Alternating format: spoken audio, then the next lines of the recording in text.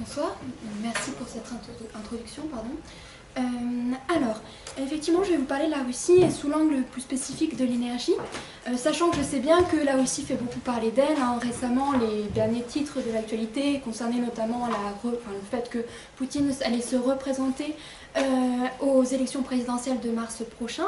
Et puis, il y a cette affaire également de dopage, mais je ne vais pas spécialement revenir dessus, donc même si c'est les grands titres, parce que la question sur laquelle je vais revenir et dont on va peut-être discuter aussi ensemble, c'est vraiment cette question de l'énergie qui est aussi une question très médiatique et très médiatisée, avec des représentations de la Russie qui sont souvent aussi caricaturées à travers quelques dessins dont on peut trouver de nombreux exemples, ne serait-ce que sur Internet.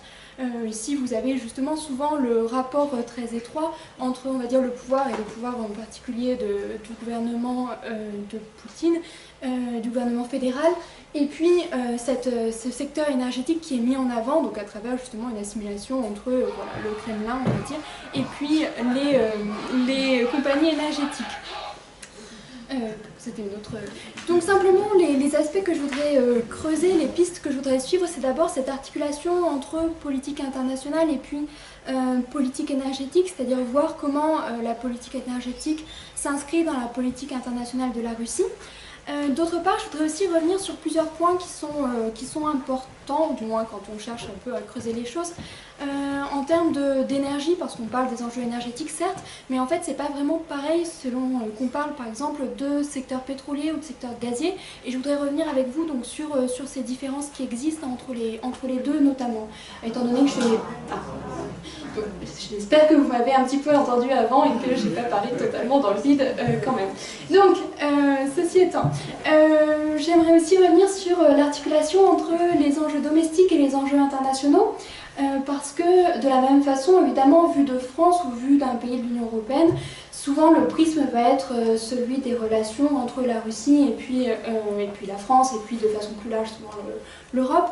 Mais en fait, derrière, on a aussi des enjeux domestiques à l'intérieur des frontières de la Fédération de Russie. Et c'est aussi, j'essaierai de voir avec vous quelles sont ces relations entre les deux pans de la question. Donc tout ça amène aussi à la question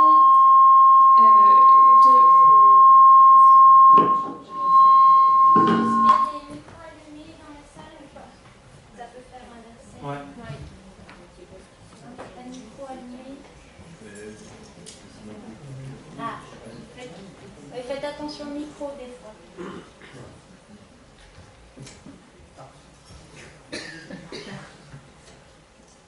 Oui, donc ça m'amène à la question de la double vision de l'énergie, à la fois comme une arme politique et puis comme un enjeu économique et commercial, alors sachant que les deux visions sont évidemment liées. Il ne s'agit pas de dire que l'une n'existe pas, mais simplement de temps à autre, l'une ou l'autre prend le dessus, ou on surestime l'une ou l'autre.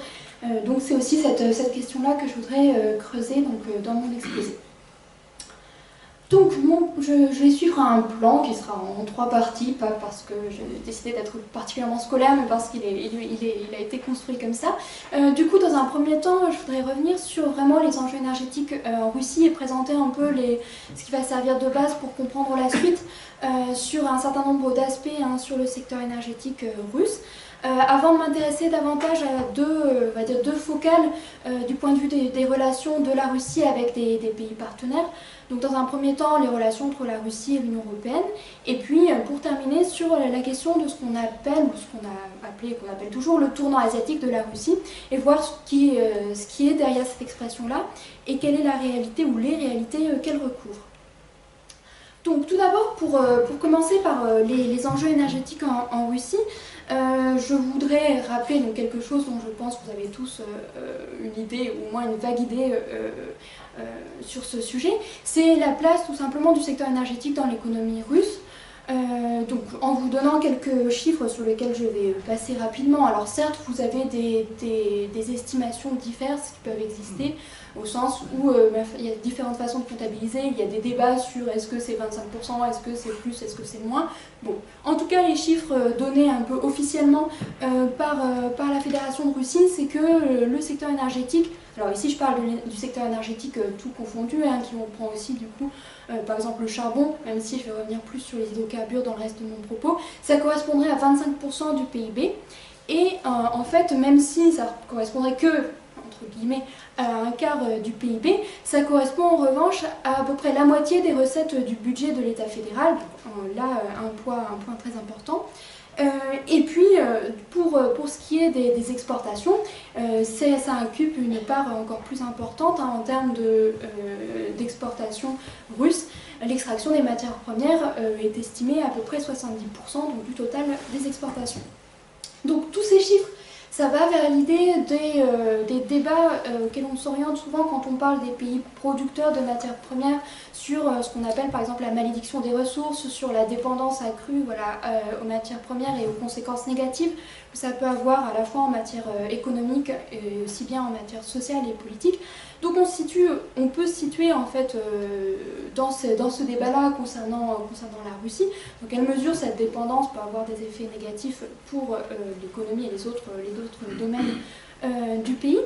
Et puis ce qu'il faut souligner donc, par rapport à ce modèle russe, c'est qu'on a un rôle particulier des dirigeants des grandes compagnies énergétiques, avec, comme on va le voir un peu par la suite, des relations étroites entre ces dirigeants et puis les sphères politiques, et puis en particulier le gouvernement fédéral. Donc pour revenir aussi, donc ces premiers points juste sur la place de l'énergie dans l'économie russe étant dit, je voudrais revenir sur aussi la place de la Russie sur la scène énergétique mondiale, parce que la Russie apparaît aussi comme on le dit parfois, une sorte de superpuissance énergétique qui, donc, par ses atouts, par ses ressources, aurait un poids considérable dans le domaine aussi bien économique que politique. Alors, je ne vous ai pas remis forcément tous les chiffres qui peuvent exister, mais en tout cas, en reprenant quelques grands chiffres, donc ici donnés pour l'année 2016, on constate que la Russie s'illustre aussi bien par ses ressources en pétrole que par ses ressources en gaz, et aussi, malgré tout, ça reste un grand producteur de charbon, même si on en parle moins.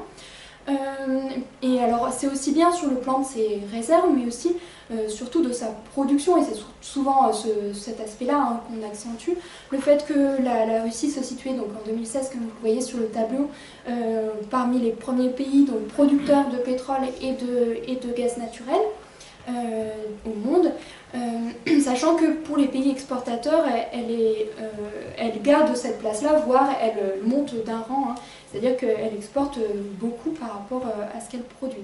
Et c'est aussi, malgré tout, même si on parle moins souvent de ce point-là, un pays qui est un pays grand consommateur d'hydrocarbures notamment, de charbon aussi, hein, mais aussi d'hydrocarbures, et ça a une importance, comme on va le voir également par la suite. Donc ici, ça nous amène plutôt du côté de la puissance donnée à la Russie, hein, par ses ressources. Et c'est aussi quelque chose qui est bien présent, hein, que ce soit dans les documents officiels. Vous avez tout un panel de documents consacrés à l'énergie au niveau de l'État russe, ou dans les discours. Alors, simplement ici, je vous ai mis deux citations. La première citation, extraite de la stratégie énergétique de la Russie jusqu'en 2035. C'est un document qui énonce des objectifs de façon générale pour la Russie, donc en matière énergétique. Donc la citation que je vous ai choisie est la suivante. La politique énergétique extérieure russe est orientée vers le maintien et le renforcement des positions du pays comme l'un des leaders mondiaux du marché énergétique, la réduction des risques et l'augmentation de l'efficacité de l'activité économique extérieure des compagnies énergétiques russes. Donc on a bel et bien cette idée de maintenir les positions du pays, de garder voilà, une place sur la scène internationale par le biais notamment de l'énergie. Et je souligne le fait que Vladimir Poutine, donc le président de la Russie, a très tôt intéressé à ces questions de ressources et a présenté une thèse en 1997 à l'école des mines de Saint-Pétersbourg qui était intitulée La planification stratégique du renouvellement de la base minérale et des matières premières, où on trouve donc ce passage. Le secteur des matières premières joue un rôle fondamental dans toutes les sphères de fonctionnement de l'État. Dans le proche avenir, le facteur stratégique de la croissance économique de la Russie, pour le I, sera une réforme structurelle de l'économie nationale fondée sur les ressources naturelles. Quels que soient les propriétaires de ressources naturelles et minières, l'État est en droit de réguler les processus de leur mise en valeur et de leur utilisation.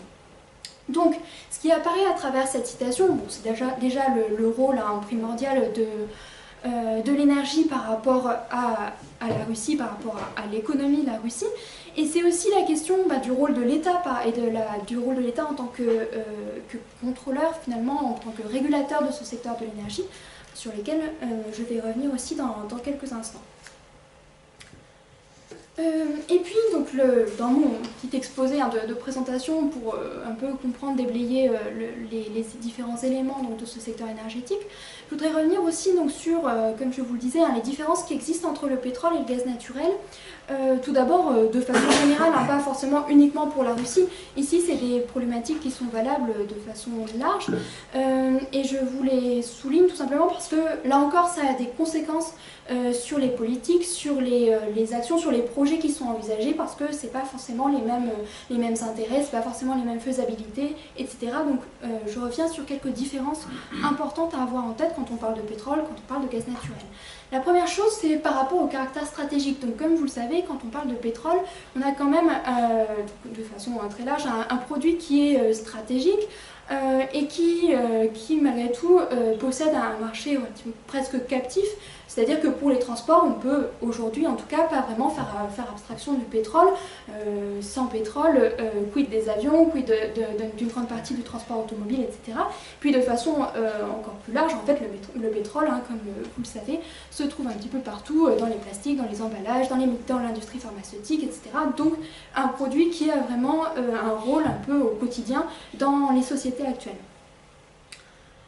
Un autre aspect qui est important quand on parle de pétrole, c'est que c'est un produit qui est facile à transporter. C'est un produit qui est liquide et du coup on va pouvoir le transporter comme vous voyez sur les photographies, donc soit par tube, par pipeline, par oléoduc, soit par pétrolier, donc par voie maritime, ou encore tout simplement par train, par voie ferrée ou par camion-citerne. C'est également possible. Donc c'est un produit qui va pouvoir voyager de façon relativement simple. Même si bien sûr vous allez avoir des problèmes de fuite, vous allez avoir des problèmes de marée noire, etc. Mais malgré tout, ça reste facile de mettre le pétrole dans des conteneurs et de le transporter. Donc de cela découle le fait qu'on a un produit qui est mondialisé et un marché du coup qui est mondial, au sens où le pétrole est échangé dans le monde entier ou presque, et du coup vous avez un cours du pétrole qui est fixé au niveau mondial, même si vous avez plusieurs sortes de pétrole, donc des variations selon les pétroles pris en compte.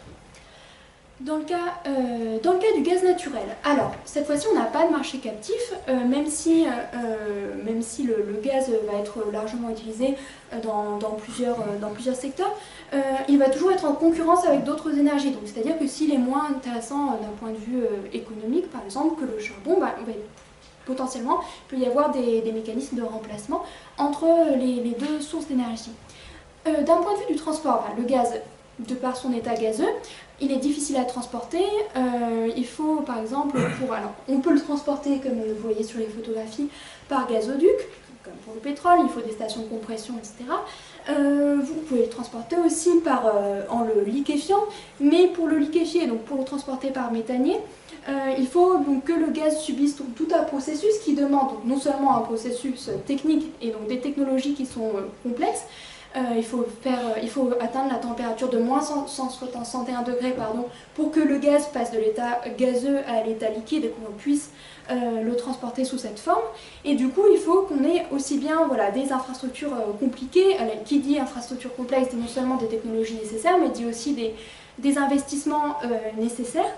Et puis, donc, il faut que vous ayez évidemment un point de liquéfaction au point de départ et puis à l'arrivée, un point de reliquéfaction pour qu'on puisse ensuite, de regazéification, pardon, excusez-moi, pour qu'il repasse à l'état gazeux et qu'il puisse être utilisé sous cette forme-là. Donc un produit qui est quand même plus compliqué, on va dire, à manipuler que le pétrole. Et puis, donc, je le souligne aussi, donc du coup, quelle est la conséquence? C'est que pour l'instant, même si c'est en train d'évoluer aussi, notamment avec le développement du gaz naturel liquéfié, on a des marchés qui restent des marchés régionaux, avec des mécanismes de prix qui sont différents, avec un prix qui va rester un peu indexé sur les prix du pétrole, mais qui ne sont pas exactement les mêmes que dans le cas du pétrole. Et puis enfin, donc, dans ma petite liste, je conclue par le fait que vous avez des répartitions des réserves qui sont malgré tout différentes. On n'a pas totalement les mêmes listes de pays producteurs de pétrole et de pays producteurs du gaz naturel. Et même au sein du territoire de la Russie, bon, on a des recoupements plus ou moins entre les grandes régions pétrolières et les grandes régions gazières, mais ce n'est pas non plus des territoires qui se superposent de façon parfaite. Justement, donc, ce qui m'amène à cette implantation spatiale du secteur des hydrocarbures en Russie. Comme vous le savez, la Russie, c'est le plus grand État de la planète par sa superficie, avec plus de 17 millions de kilomètres carrés. Donc si on reprend par rapport à la France, ça fait à peu près donc, plus de 26 fois le territoire de la France. Hein. Ça fait également 11% des terres émergées. Donc c'est évidemment, vous allez avoir des contrastes importants au sein de ce vaste territoire. Et c'est un territoire qui est également caractérisé par sa continentalité et par le fait qu'il est en grande partie septentrional et donc froid, donc ce qui va aussi poser un certain nombre de contraintes en termes d'aménagement, en termes de développement et de mise en valeur des ressources. Oui, donc ici, tout simplement pour illustrer ça, donc, certaines cartes, je passerai peut-être rapidement dessus, quitte à y revenir si vous avez des questions. Mais donc ici, c'est pour aussi illustrer ces contraintes, on va dire, physiques qui pèsent sur le territoire russe. Il s'agit de l'étendue du pergélisol, c'est-à-dire du sol qui est gelé en profondeur hein, sur plusieurs mètres en permanence au cours de l'année. Donc comme vous voyez, sur une partie du territoire, en particulier les territoires évidemment du nord et du nord-est, vous avez un sol qui est gelé sur plusieurs mètres de profondeur hein, en permanence au cours de l'année, donc ce qui est aussi un élément à prendre en compte pour tous les projets d'infrastructure. Et puis donc on retrouve hein, ces fameux déséquilibres en termes de peuplement, en termes de réseau. Là encore je vais passer assez rapidement parce que sinon ça va très vite prendre beaucoup de temps. Donc vous avez une concentration en termes alors aussi bien de peuplement que d'activité économique sur une partie relativement restreinte de ce très vaste territoire. Et grosso modo, donc très largement sur la partie qui se trouve à l'ouest de la Russie. Ce qu'on retrouve à la fois en termes de population et puis en termes de développement hein, d'infrastructures de transport. Ici, vous voyez le cas de la densité des routes et de la densité des voies ferrées hein, pour la Russie. Donc ça correspond plus ou moins à la répartition aussi de la population. Sachant également que les territoires, qui sont situés à l'est de la Russie, au nord et à l'est, connaissent une crise démographique depuis la chute de l'URSS. Durant la période soviétique, on avait des mécanismes donc déjà de peuplement, de mise en valeur coercitifs, mais on avait aussi des prix qui n'étaient pas les prix du marché, c'est-à-dire on approvisionnait ces régions en marchandises sans qu'elles payent entre guillemets le prix vraiment du transport. Avec l'effondrement de l'URSS, les prix deviennent les prix du marché et puis intègrent cette composante transport qui auparavant était négligée. Du coup, ça rend la situation de ces régions très difficile et donc ce sont des régions qui ont perdu massivement des habitants hein, depuis la fin des années 80. Donc pour le cas de l'Extrême-Orient, qui est la partie la plus à l'est de la Russie, c'est une région qui a perdu à peu près 20% de sa population hein, entre 1989 et 2010. Donc on a aussi des problématiques démographiques spécifiques pour ces régions. Du point de vue de l'énergie, on a une concentration importante de la production des hydrocarbures. Donc, comme vous le voyez un petit peu sur ce bout de carte et ce graphe, en fait, c'est la même région, la Sibérie occidentale, pardon, qui est au premier rang de la production, aussi bien pour le pétrole et par le gaz, le pétrole en brun plus foncé et puis le gaz en orange. Donc c'est vraiment la grosse région de production, et comme vous le voyez sur la carte, ça correspond à une région qui est, alors c'est la Sibérie occidentale, donc on est quand même relativement à l'est du territoire, mais on n'est pas dans les territoires les plus à l'est. C'est des territoires aussi qui sont déjà septentrionaux. Et donc on a une concentration très, très importante en termes de gisement, du coup en termes de production, c'est vraiment là que l'essentiel de la production de la Russie se fait. Où on trouve par exemple dans le domaine du gaz les gisements de Medvedev, Yanburg, Urengoy, qui sont les trois super gisements de la Russie aujourd'hui. Mais ce qu'il faut savoir par rapport à ces gros gisements, c'est qu'on considère que le pic de leur production a été atteint, même si c'est des choses qui sont toujours débattues. Malgré tout, normalement, c'est des gisements dont la production est vouée à décliner à l'avenir. Donc d'où aussi des enjeux pour la Russie de trouver des relais pour sa production. Oui, ici c'était juste pour vous relocaliser cette région de production, vous la voyez. Alors, est-ce que vous voyez ma souris? Oui. En fait, voilà, c'est ici qu'on trouve la plus grosse région de production, même si, alors là, ici, ou plus à l'est, ce sont des régions qui sont un peu en devenir, mais aujourd'hui, celle qui vraiment est à l'origine du gaz, même qui est transporté vers l'Europe ou vers la France, ça va être cette région-là de Sibérie occidentale. Donc, ce à quoi je veux en venir par rapport à cette implantation spatiale, c'est aussi au fait qu'on a vraiment une sorte de fracture au sein du territoire, même au sein du territoire russe, sur une Russie qui est majoritairement approvisionnée par du gaz pour, par exemple, ses centrales électriques, pour sa production de chaleur, pour son électricité, donc pour aussi les besoins en fait, quotidiens des habitants, de la population. Qui est la Russie donc de l'Ouest, que vous voyez ici en gris plus foncé, et puis une Russie, alors cette carte, je vous l'annonce, est fausse actuellement, ou du moins il y a eu des évolutions depuis, mais c'était la situation telle qu'elle était donc jusqu'aux années 2010, jusque 2010 et un petit peu plus loin. Et puis à l'Est, on avait très très peu de réseaux, en tout cas le réseau qui existait n'était pas connecté avec l'autre partie du territoire. Donc du coup une Russie qui était plus dépendante, par exemple, alors certes du fioul, mais aussi du charbon en grande partie. Donc un contraste aussi qui se lisait vraiment au sein du territoire russe lui-même.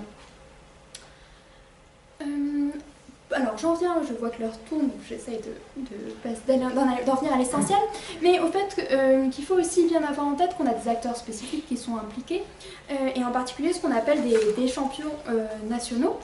Alors ce qui revient un peu à ce que tout à l'heure je vous disais, au sens où Vladimir Poutine a très tôt en fait poser les choses en termes de contrôle par l'État de ce secteur énergétique.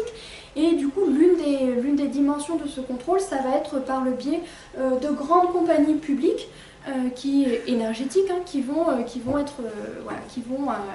dominer très clairement ces secteurs, à la fois dans le cas du pétrole et dans le cas du gaz. Donc dans le cas du gaz, c'est Gazprom, dont le PDG est Alexei Miller. Dans le cas du pétrole, c'est Igor Sechin, donc à la tête de Rosneft.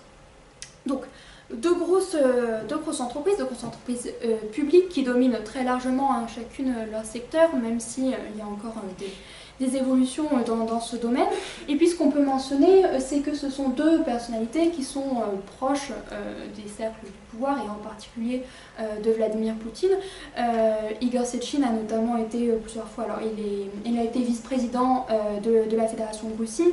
Il est donc du coup à la fois, il a un impact sur la politique énergétique russe et donc sur le gouvernement russe, et puis en même temps donc, du coup il a ce rôle au niveau de la compagnie pétrolière. Et puis Alexei Miller, c'est également un proche de Vladimir Poutine par d'autres biais. Sachant que ces liaisons entre, on va dire, le Kremlin et puis les entreprises ou les dirigeants d'entreprises énergétiques russes se vérifient de bien des façons. Hein. Par exemple, je rappelle que Dmitry Medvedev était aussi passé par le conseil d'administration de Gazprom avant de devenir Premier ministre, puis président de Russie, puis de nouveau Premier ministre. Donc on a vraiment une intrication aussi à ce niveau-là de ces cercles-là de l'économie et puis du pouvoir. Ce que je souligne aussi, c'est que c'est pas pour autant qu'on a une entente entre ces acteurs-là, et au contraire, on a une très forte, on a des tensions à répétition entre Gazprom et Rosneft, malgré des projets qui allaient dans le sens de leur fusion notamment, pour constituer une sorte de méga entreprise, sachant que voilà, ce qui est d'autant plus le cas que Miller et Sechin de façon personnelle sont fâchés, c'est une façon un peu naïve de présenter les choses, mais sont opposés par une forte inimitié personnelle.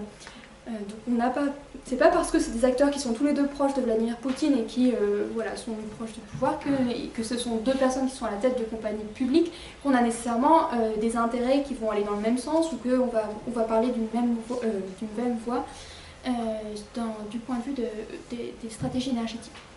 Donc ce contrôle du secteur énergétique par l'État, il s'exprime aussi par l'attribution des licences d'exploration et d'exploitation des gisements. C'est de plus en plus l'État fédéral qui a la main sur ce processus-là, donc qui détermine les modalités, en tout cas selon lesquelles les entreprises peuvent avoir accès aux gisements. C'est aussi donc l'État fédéral qui fixe les tarifs pratiqués dans le domaine de l'énergie, par exemple les prix de l'énergie, mais aussi les prix de transport de l'énergie pour les compagnies qui sont en charge du transport. Donc du coup, voilà, il a le contrôle du transport par le biais de Gazprom dans le domaine du gaz, par le biais de Transneft dans le domaine du pétrole. Et puis, c'est aussi un contrôle qui s'exerce par ce qu'on appelle le canal unique d'exportation, c'est-à-dire le fait qu'une seule entreprise, normalement, même si, alors là encore, il y a des choses qui sont en débat, une seule entreprise a le droit d'exporter le gaz naturel de Russie, en tout cas le gaz naturel transporté par conduite, par gazoduc, et de la même façon, normalement, on a aussi un monopole d'exportation dans le secteur pétrolier. Et puis, donc j'en viens au tout dernier point de cette longue première partie, pour revenir sur quelques évolutions et perspectives. Donc, la première, je passe très rapidement, je l'évoquais tout à l'heure, le fait que on a des gisements qui sont plutôt sur le déclin, ce qui ne veut pas dire qu'ils vont s'arrêter de produire tout de suite, mais simplement que le volume de production qui est celui d'aujourd'hui, dans les années prochaines, va certainement diminuer, pour certains commencer à diminuer. Parmi les perspectives aussi, ce qu'il faut souligner, alors là c'est évidemment pour le secteur du gaz naturel, on a de plus en plus des projets qui visent à développer le gaz naturel liquéfié, qui pour l'instant est quand même marginal pour la Russie, au sens où là je vous ai mis quelques chiffres. Le gaz naturel liquéfié, ça représente uniquement 7% des exploitations russes, tout le reste étant exporté par gazoduc. Et alors, donc, pour l'instant, ça reste relativement faible. Et puis la Russie elle-même ne figure pas, si elle a une grande place en tant qu'exportateur de gaz naturel, du point de vue des exportations de GNL. Aujourd'hui, elle a un rôle relativement faible sur la scène mondiale, puisqu'elle correspond à peu près à 4% des exploitations de gaz naturel liquéfié. Donc, donc elle a pris un certain retard sur ce point-là, et il y a des projets pour essayer de développer le gaz naturel liquéfié.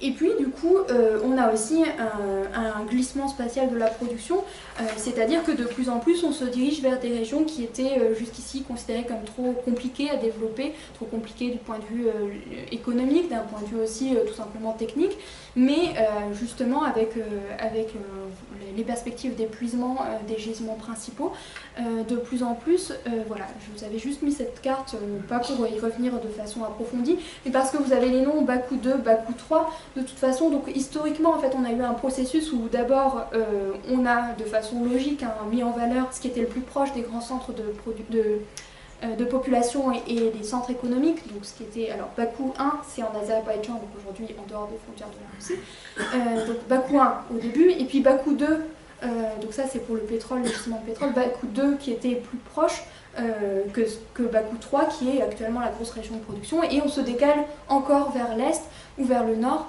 pour les prochains gisements à exploiter. D'où cette idée de glissement spatial de la production.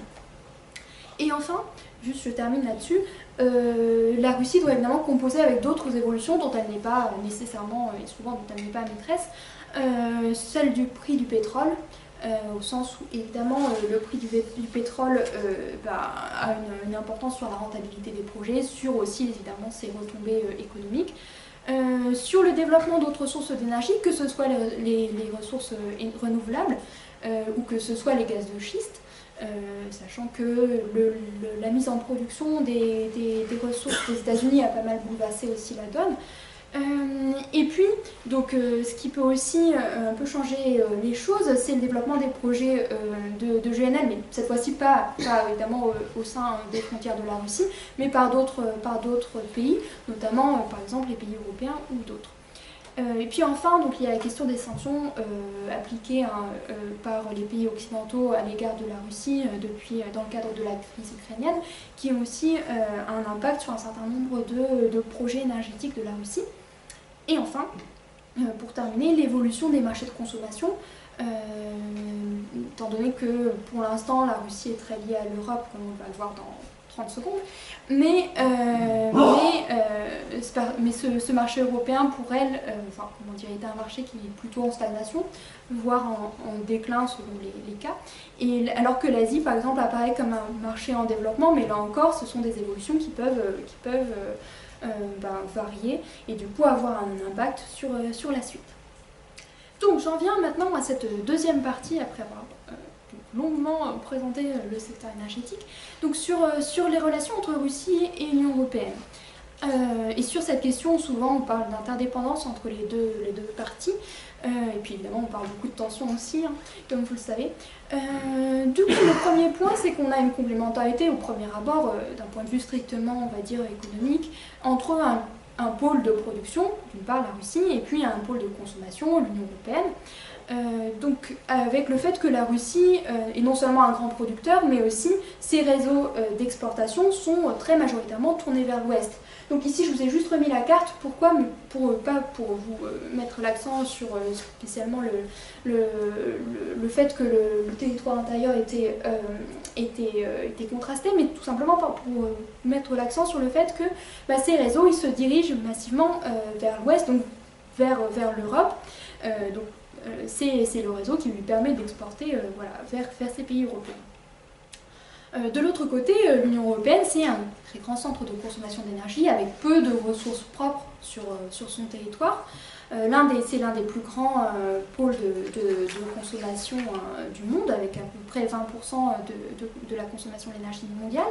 Et puis, c'est un pôle qui dispose de peu de réserves en termes d'hydrocarbures ou même de charbon, donc du coup qui est obligé d'importer un peu plus de la moitié de cette énergie qu'il consomme.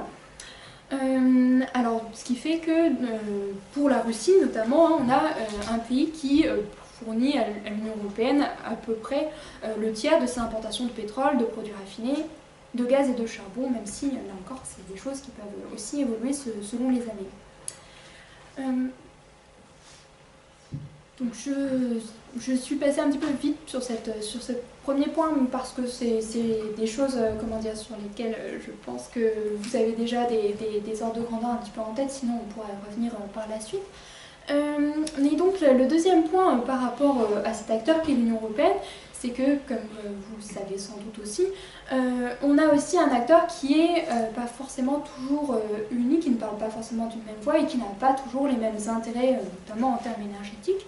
Du coup, l'Union européenne, en tant que telle, dans le domaine énergétique, a des compétences qui sont relativement minimes et les États membres conservent un certain nombre de prérogatives par rapport au choix de leur politique énergétique, par rapport au choix de leurs fournisseurs, etc.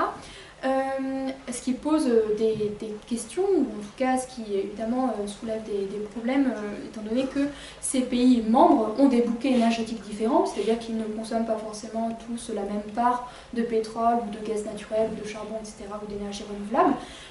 Donc ils ont des bouquets d'énergétiques différents, ils ont une dépendance plus ou moins forte par rapport à leurs importations d'énergie, ou par rapport à telle ou telle source d'énergie. Et puis d'un point de vue de leur politique énergétique, on a aussi des politiques assez diverses, hein, par le biais des politiques en termes climatiques, par le biais des politiques par rapport aux perspectives du gaz de schiste, par rapport aux énergies renouvelables. Donc on a toute une panel de situations différentes pour ces pays européens. Sachant également donc, que ces divergences vont plutôt aller dans le sens de faire le jeu de la Russie. L'exemple du gazoduc Nord Stream, hein, sous la mer Baltique en est une des représentations. Donc c'est un gazoduc qui relie donc, la Russie à l'Allemagne, en contournant, du moins en permettant de passer outre les pays, certains pays, notamment les pays baltes, hein, et un certain nombre de pays de transit, donc de raccorder directement l'Allemagne et la Russie. Et puis sur cette illustration-là, ce que vous voyez aussi, c'est la composition du consortium Nord Stream, où on voit justement impliquer une partie des pays européens. Mais du coup, ce projet-là, évidemment, il a suscité un certain nombre de dissensions au sein de l'Europe, hein, parce qu'il y avait les pays qui étaient bénéficiaires, comme l'Allemagne, par exemple, et puis les pays qui étaient davantage laissés pour compte et qui ne trouvaient pas du tout leur intérêt dans ce projet. Alors la question de la dépendance énergétique est importante également du point de vue de l'Europe. Quand on parle de dépendance énergétique, évidemment ça va prendre plusieurs formes.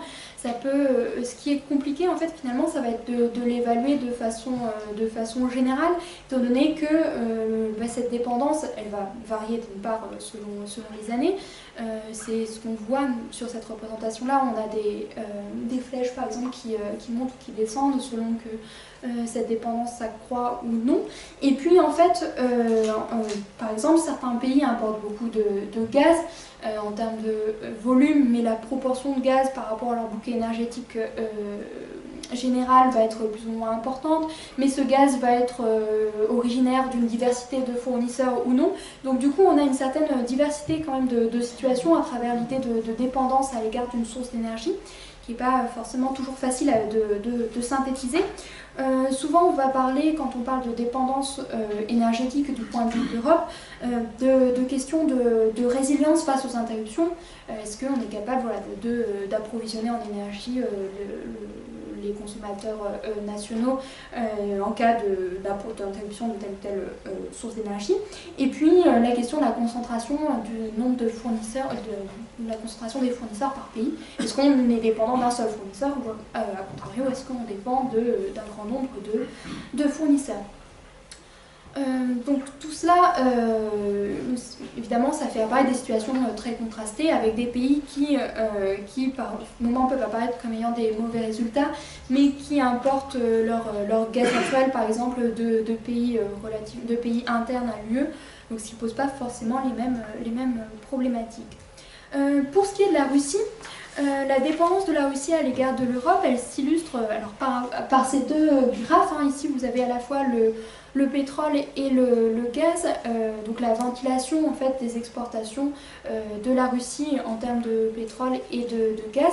Et ce que vous voyez donc en bleu, hein, c'est la part de l'Europe dans les. Alors vous avez, c'est pas l'Union européenne puisque vous voyez apparaître par exemple la Turquie parmi ces pays-là, mais c'est la part de l'Europe dans les pays importateurs de pétrole et de gaz naturel de Russie. Et donc du coup, comme vous le voyez, hein, c'est plus de la moitié, voire très largement plus de la moitié pour ce qui est du gaz, hein, de la production russe qui est importée par l'Europe. Et quand on pense à la place de ces secteurs énergétiques dans l'économie russe, évidemment, on peut parler aussi de dépendance de la Russie d'un point de vue économique par rapport à l'Europe, qui est un marché du coup fondamental pour la Russie. Je passe un petit peu, je vois que je n'ai pas beaucoup de temps, donc du coup je passe rapidement sur quelques points. Du coup sur le cas de l'Ukraine, je voudrais juste y revenir très vite pour dire qu'on voit bien, alors je ne vais pas rentrer sur tous les détails de la crise ukrainienne, mais simplement l'idée c'est de voir à travers le cas ukrainien, c'est qu'on a ici une sorte d'héritage, de pays qui portent les héritages de la période soviétique d'une part, et puis où on constate bien les interdépendances entre les différentes fonctions de pays exportateurs, pays de transit, et puis pays importateurs. L'Ukraine, c'était un pays un grand pays de transit, c'est-à-dire un pays par lequel passait la majorité du gaz naturel en particulier, qui allait jusqu'aux consommateurs de l'Europe occidentale. Donc en ce sens, un rôle stratégique. Et puis il y a eu comme vous en avez certainement entendu parler avant la crise de 2014, mais il y a eu plusieurs crises, plusieurs guerres du gaz qui ont opposé la Russie à l'Ukraine, autour des questions justement de passage de transit du gaz, de tarifs du gaz, sachant que l'Ukraine fait partie des pays qui étaient de l'ex-Union soviétique et pour lesquels la Russie livrait son gaz à un prix qui n'était pas le prix, par exemple, qu'elle pratiquait envers les pays d'Europe occidentale. Donc, un prix plus faible pour l'Ukraine.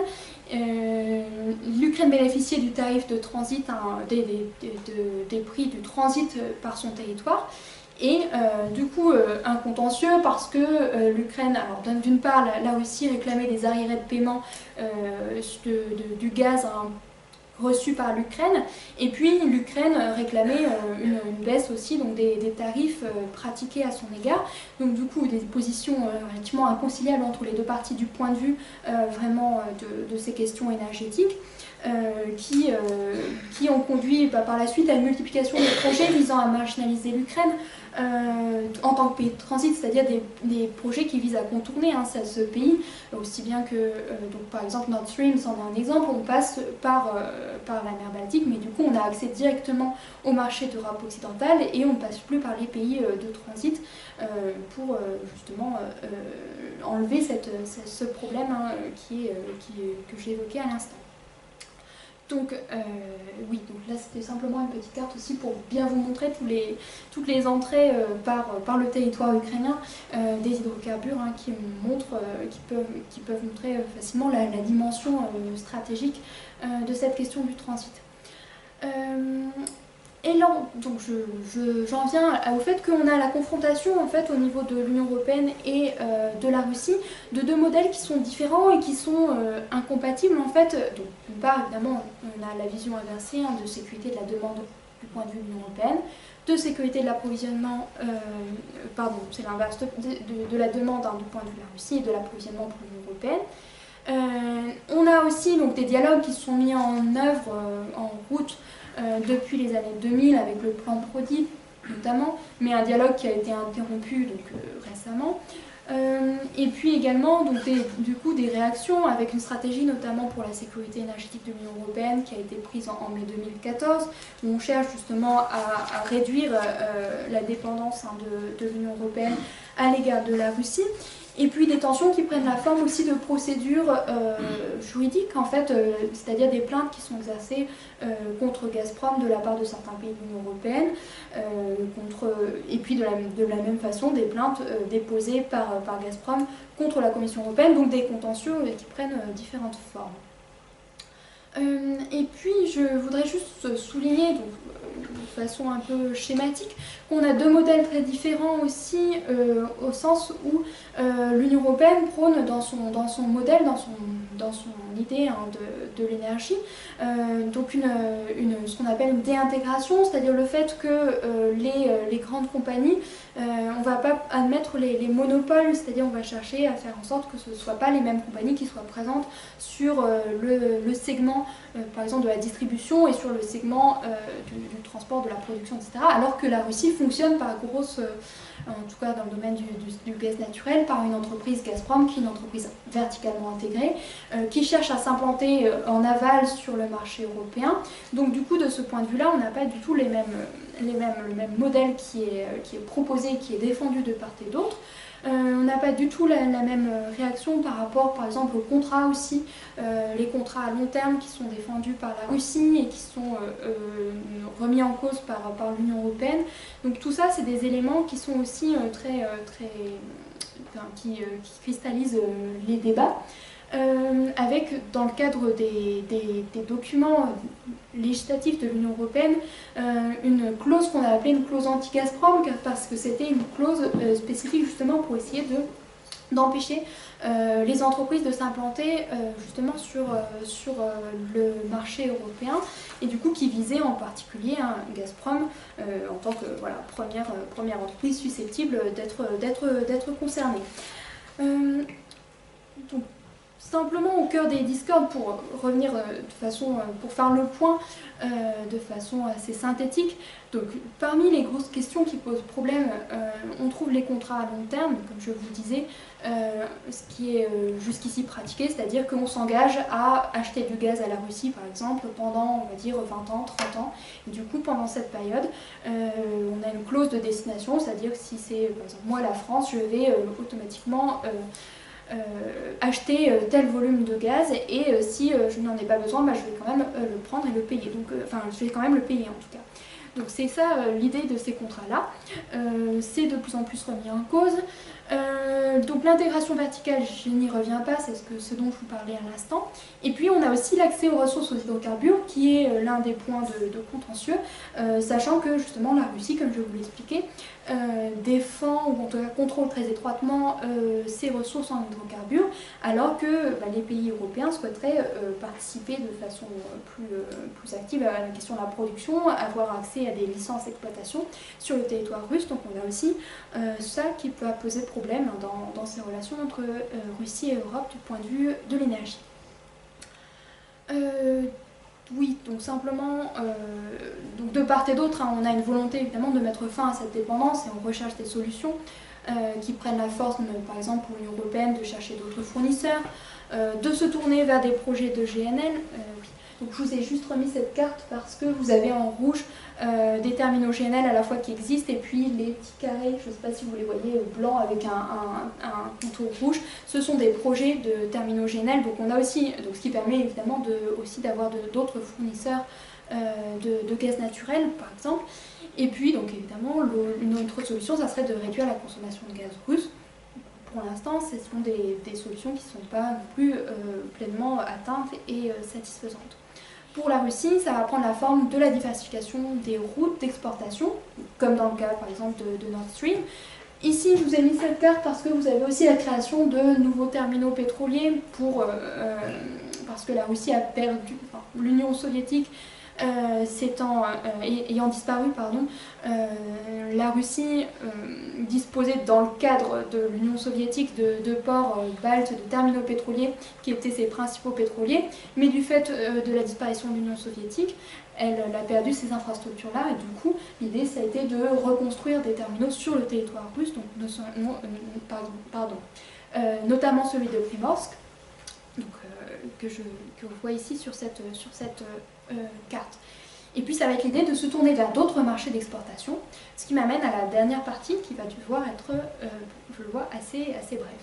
Donc cette dernière partie, elle concerne ce fameux tournant asiatique de la Russie qui a été largement commenté, c'est-à-dire l'idée que la Russie, du coup, se tourne majoritairement vers de nouveaux partenaires, et en particulier derrière Asie. En fait ici c'est surtout la Chine dont il s'agit, donc se tournerait vers la Chine dans de nombreux domaines, et notamment dans le domaine de l'énergie. Donc cette volonté de se tourner vers l'Asie, on la trouve dans les discours et dans les publications officielles. Elle n'est pas totalement nouvelle, au sens où depuis les années 2000, il y a eu un certain nombre d'avancées dans les relations entre la Russie et les pays asiatiques, notamment la Chine. Donc ici vous avez, c'est par un auteur Anderson qui a fait ce décompte-là,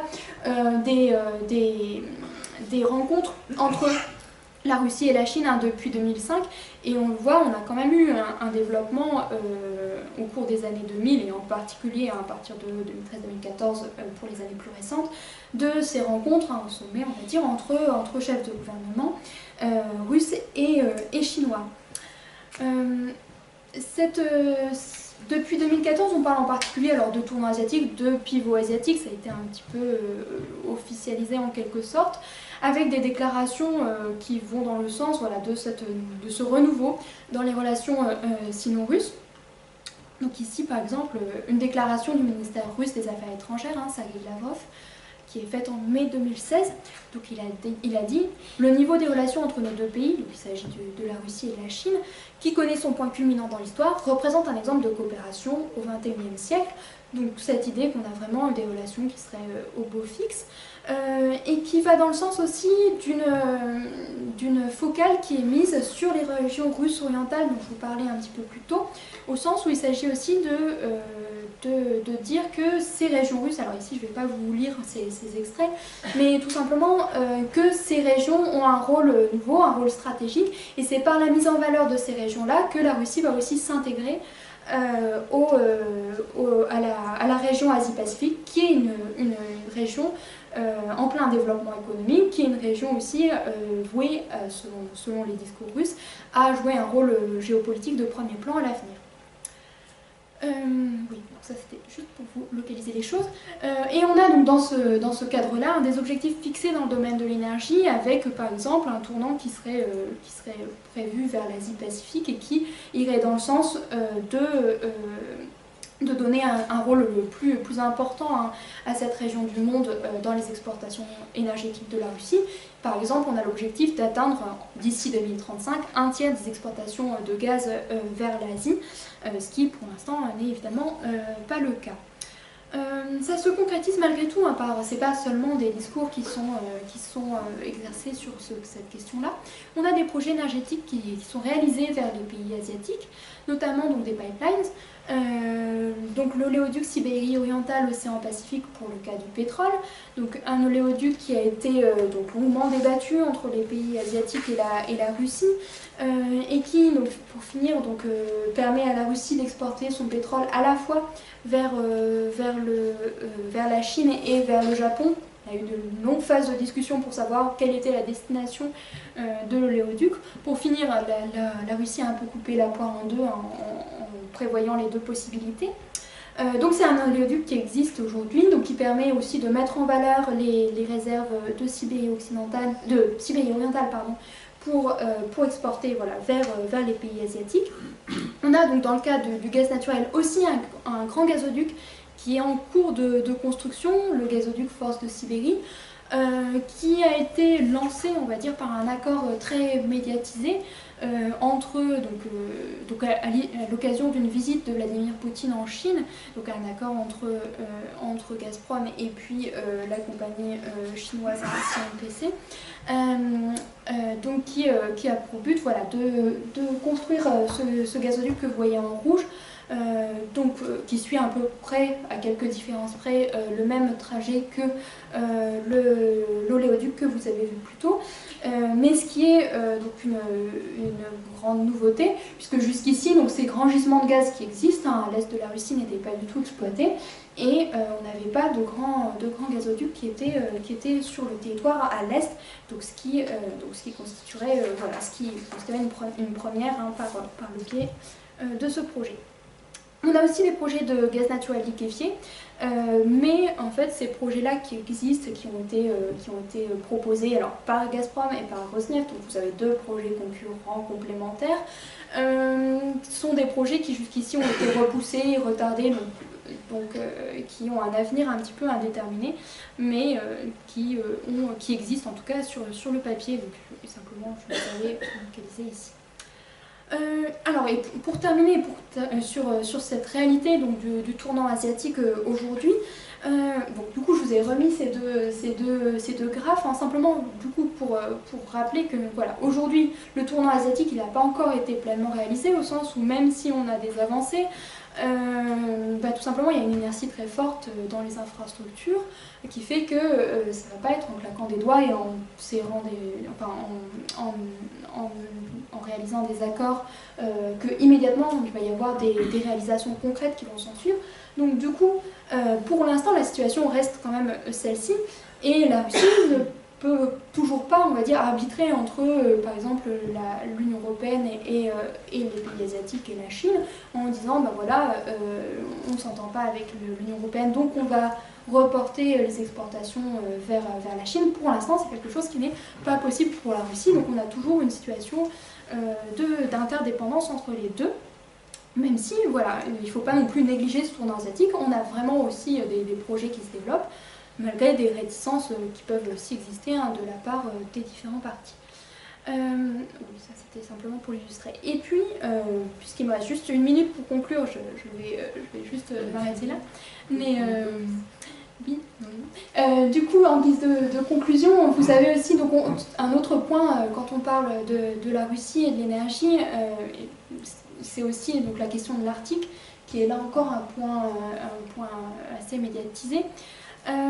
Sachant que la Russie, c'est le pays arctique qui possède le plus, ou en tout cas pour lesquels les estimations estiment qu'on a le plus de ressources, c'est-à-dire que ce serait sur les territoires sous l'autorité, sous souveraineté russe, qu'on aurait donc le plus de gisements potentiels, à la fois en termes alors surtout en termes de gaz naturel, mais aussi en termes de pétrole.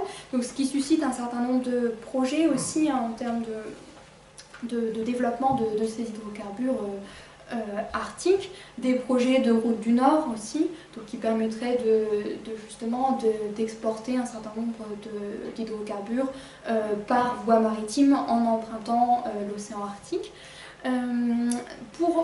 Pour ce qui est de la situation actuelle, comment dire, aujourd'hui, sont des projets qui sont extrêmement coûteux et souvent très difficiles à mettre en place d'un point de vue aussi technique, technologique.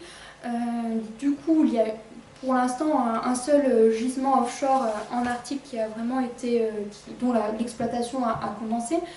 C'est le gisement dont vous voyez la photographie en haut à droite, Prirazlomnoye, un gisement de pétrole. Mais pour l'instant, vous avez certainement entendu parler du gisement de Stockman pour lequel Total était impliqué. Mais pour l'instant, ces autres grands gisements ne sont pas exploités. Et les projets russes arctiques, dans l'ensemble, ont quand même été affectés par les sanctions ukrainiennes, justement, les sanctions liées à la crise ukrainienne, au sens où ça a suscité un certain nombre de difficultés de financement pour les compagnies énergétiques russes, un retrait de certains partenaires également. Du coup, pour ces projets qui sont très lourds en termes d'investissement et en termes de technologie, ça a suscité un ralentissement quand même assez net dans la plupart des cas. Et du coup, je vais m'arrêter là car je vois qu'il est l'heure. Juste vous ai indiqué quelques ouvrages généraux sur la Russie. Donc, le premier, c'est un ouvrage qui a connu beaucoup de rééditions, l'une des éditions récentes, mais il y en a eu une aussi en 2007, je crois. C'est le livre de Jean Radvany, qui s'intitule La Nouvelle Russie, donc de façon large sur la Russie. Un autre livre, donc plus récent, rédigé donc à quatre mains entre Jean Radvany et Marie-Hélène Laruelle, paru en 2016, donc intitulé La Russie entre peur et défi. J'ajouterai également donc un autre livre qui a été aussi, mais qui n'est pas sur ma bibliographie sur la diapositive, un autre livre donc publié aussi en 2016, dirigé par Jean-Robert Bravio, qui s'intitule La Nouvelle Guerre froide, donc qui revient en plus sur des questions de relations internationales. Et puis enfin, donc, je vous renvoie à des articles sur la Russie et l'énergie, à travers les articles de Catherine Locatelli en économie notamment, ou encore par le biais de l'article de Susanne sur les relations entre l'Union européenne et Russie du point de vue de l'énergie. Je vous remercie pour votre attention.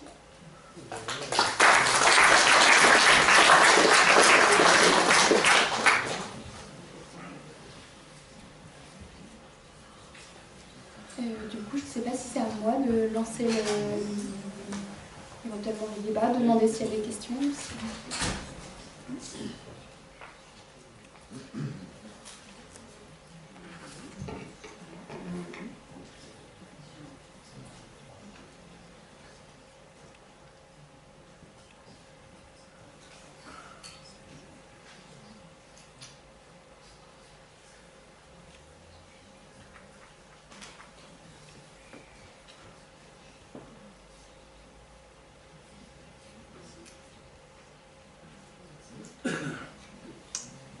En matière d'investissement, est-ce que les pays étrangers ont déjà fait des offres? Est-ce que les conditions sont difficiles pour travailler avec l'État russe? Comment ça se passe concrètement en fait? Pour intéresser des investisseurs étrangers, quels sont les... Oui, alors effectivement c'est assez compliqué au sens où, comme je le disais, en fait, vous avez des contraintes sur l'accès vraiment au gisement. Donc, c'est-à-dire qu'une compagnie étrangère ne va souvent pas pouvoir avoir... enfin, ça dépend. Vous avez des listes de gisements qui sont des gisements classés d'importance stratégique. Donc pour ces gisements-là, ça va être des gisements qui vont automatiquement être attribués à des compagnies russes. Donc du coup, nécessairement, des compagnies étrangères qui vont avoir du mal à avoir vraiment accès à la question de la production. Comment ces compagnies étrangères peuvent être impliquées? Davantage par des partenariats, par exemple. Alors vous avez, alors, je ne sais pas si je vous ai mis quelque part une carte de Sakhalin. Non, pardon. Tant pis. Simplement, l'un des régions de production, vous avez un consortium entre des compagnies étrangères et puis une compagnie russe. C'est donc l'île de Sakhalin que vous voyez quand même un petit peu ici, les gisements offshore de Sakhalin, donc la seule grande région de production qui est vraiment en Extrême-Orient à l'est.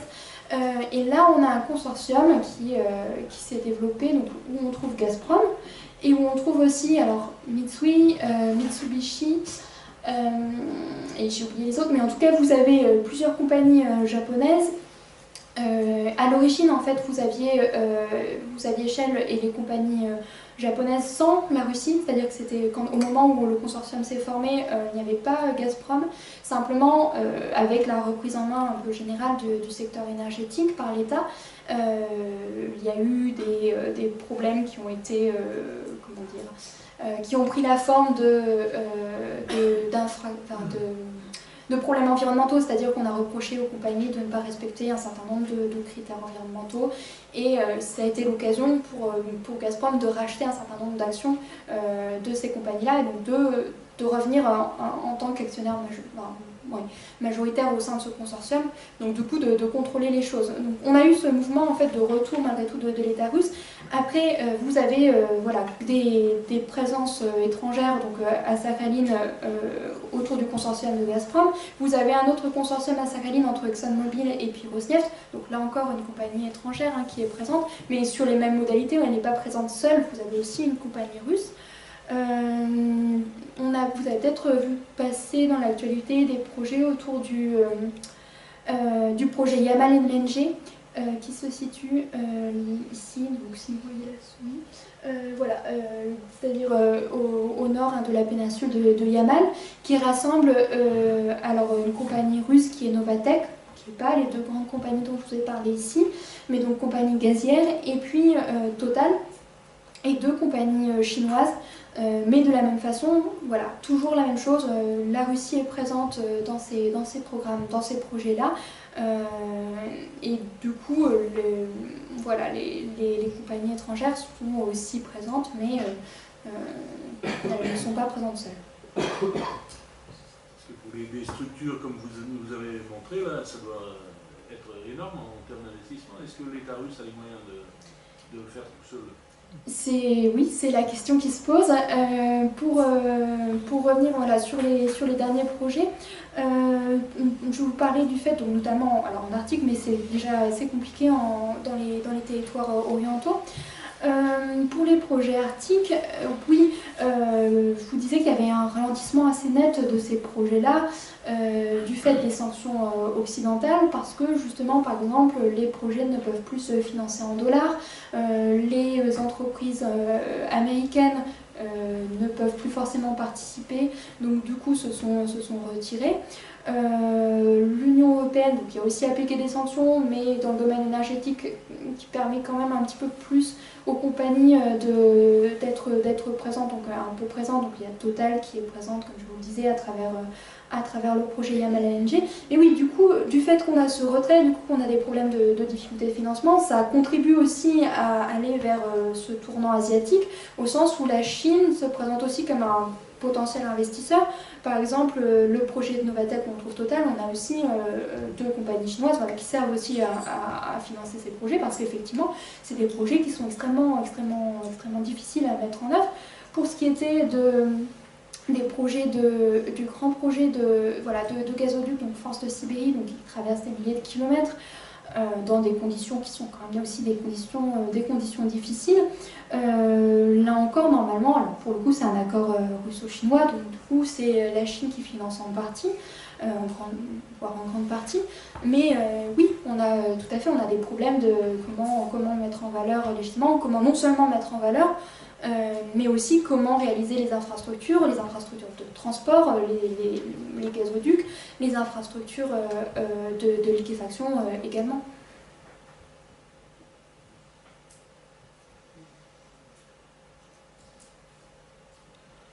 Est-ce qu'il y a une interaction entre les stratégies que vous dites là au niveau des gaz et du pétrole avec la crise du Moyen-Orient et l'investissement russe en Syrie, Turquie?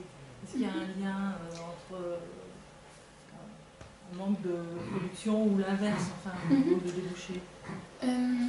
Alors, après, je vais vous répondre très franchement, sur le cas de la Syrie par exemple, c'est pas du tout mon domaine de recherche. Du coup, ce que je vais vous dire n'est pas, la parole d'un expert qui a un point de vue très développé sur la question.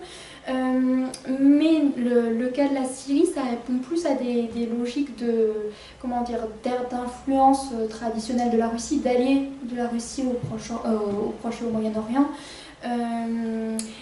Alors certes, les thématiques énergétiques ne sont pas totalement absentes, mais on n'est pas vraiment directement dans ces logiques de relais, par exemple, de gisements en déclin, parce que dans cette dynamique, on va dire, on va rechercher des nouveaux gisements, on reste quand même centré sur le territoire russe. L'idée, c'est de développer en Russie des gisements qui vont permettre de peut-être compenser le déclin des gisements qui arrivent sur le déclin. Donc du coup, c'est pas non plus totalement, c'est pas qu'il n'y a aucun lien, mais c'est que dans cette stratégie énergétique, on n'a pas un lien en tout cas qui est direct et immédiat et très explicite.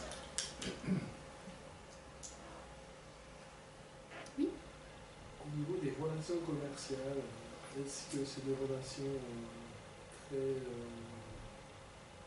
transparentes ou c'est des relations qui sont plutôt floues et où les négociations sont un petit peu aidées par il faut glisser des billets, parce qu'on a un petit peu cette image, hein, je sais pas, c'est peut-être une image faussée, hein, mais on a l'impression que c'est pas transparent quand on travaille avec la Russie.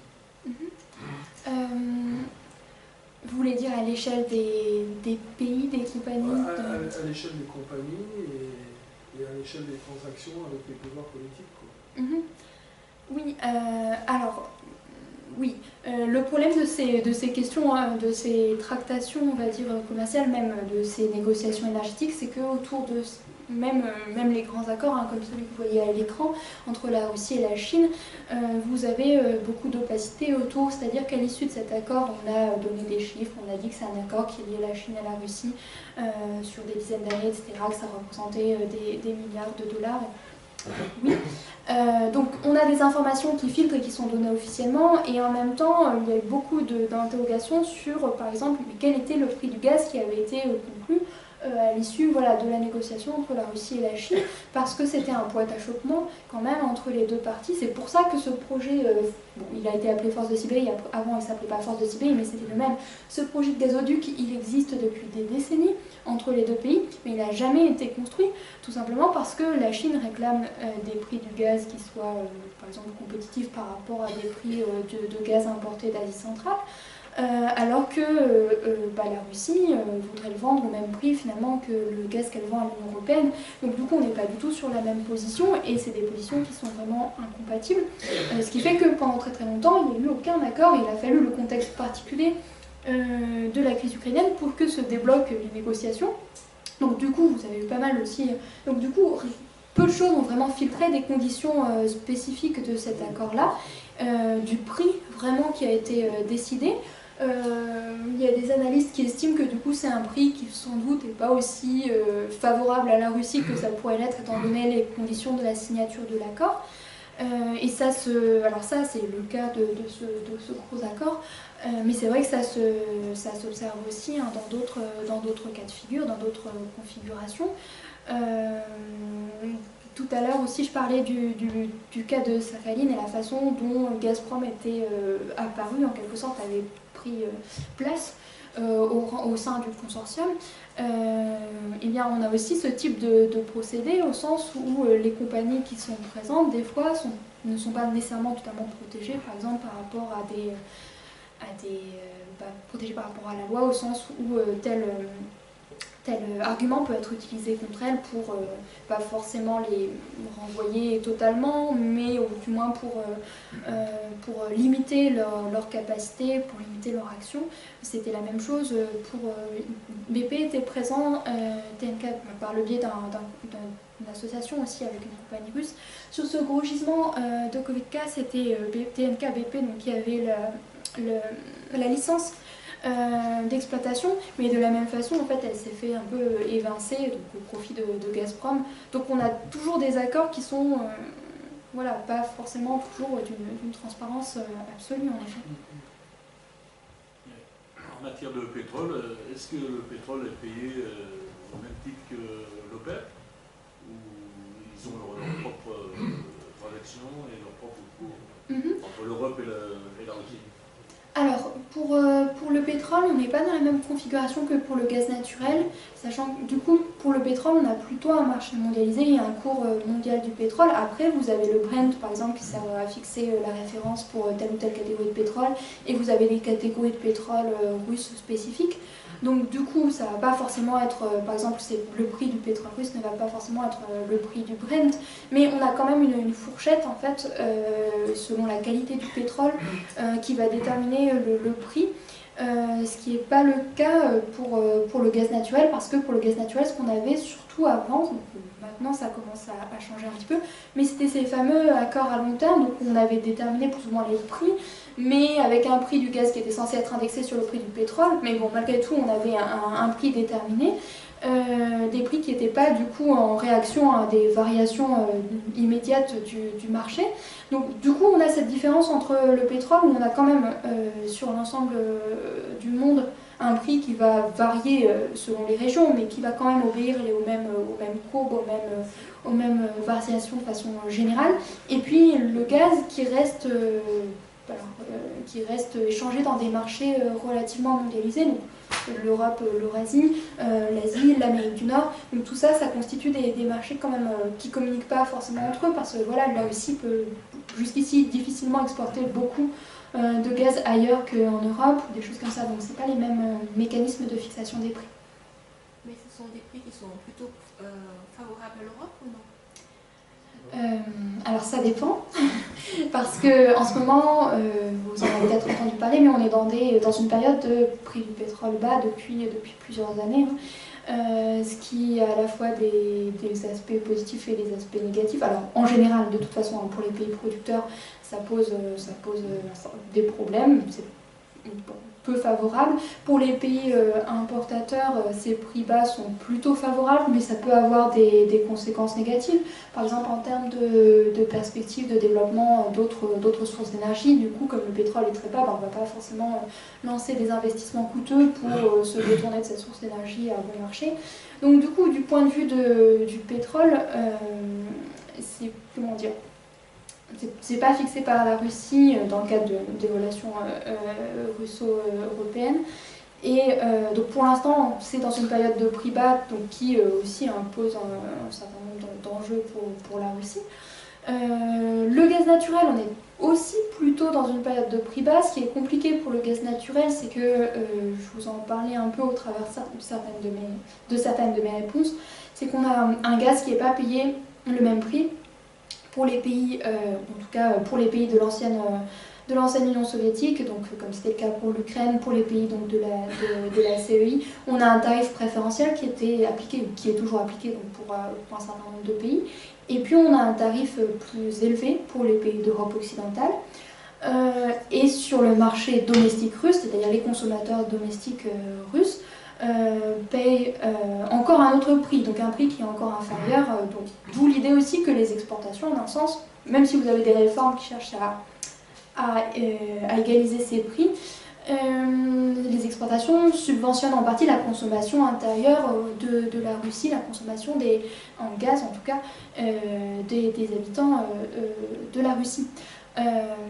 Donc on a une palette de situations où le prix du gaz varie selon les cas.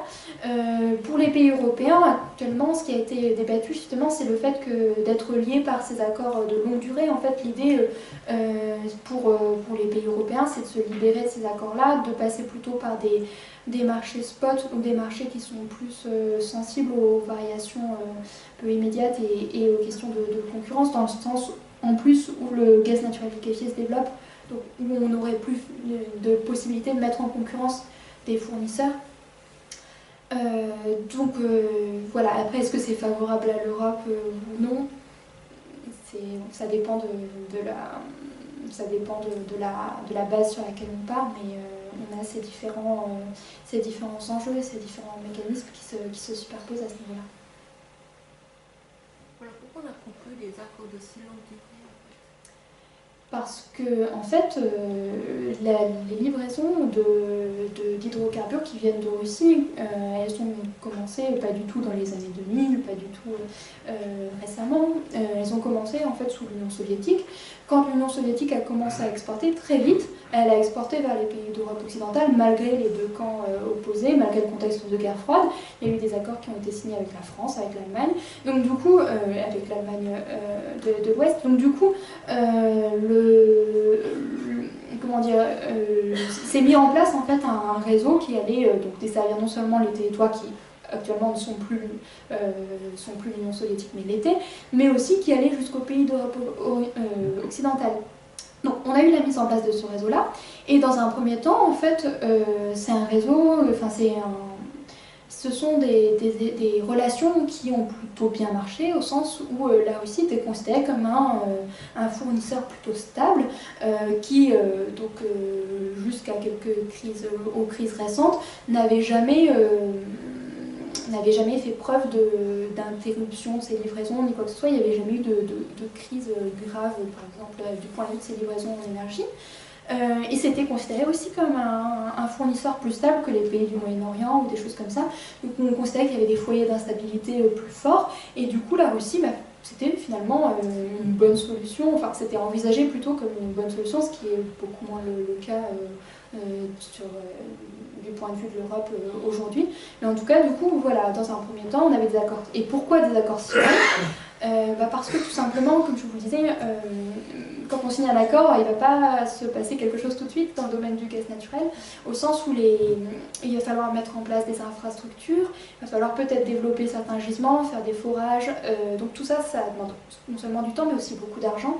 Du coup, pour que le retour sur investissement soit assuré pour le producteur, pour l'exportateur, c'était un peu une garantie, parce que sinon, en fait, les coûts sont tels que c'est difficile de mettre en place... de mettre en place un accord de courte durée, parce qu'un accord de 2 ans, au bout de 2 ans, rien n'est rentabilisé. Donc on ne peut pas vraiment dire on va mettre en valeur tel gisement, on va construire une grosse infrastructure de transport, parce que si au bout de 2 ans l'accord n'est pas reconduit, en fait ça n'aura pas de sens, ça sera juste de l'argent, beaucoup d'argent qui aura été perdu. Donc c'est un peu ces raisons-là qui ont fait qui justifient les accords de longue durée. S'il vous plaît. Oui.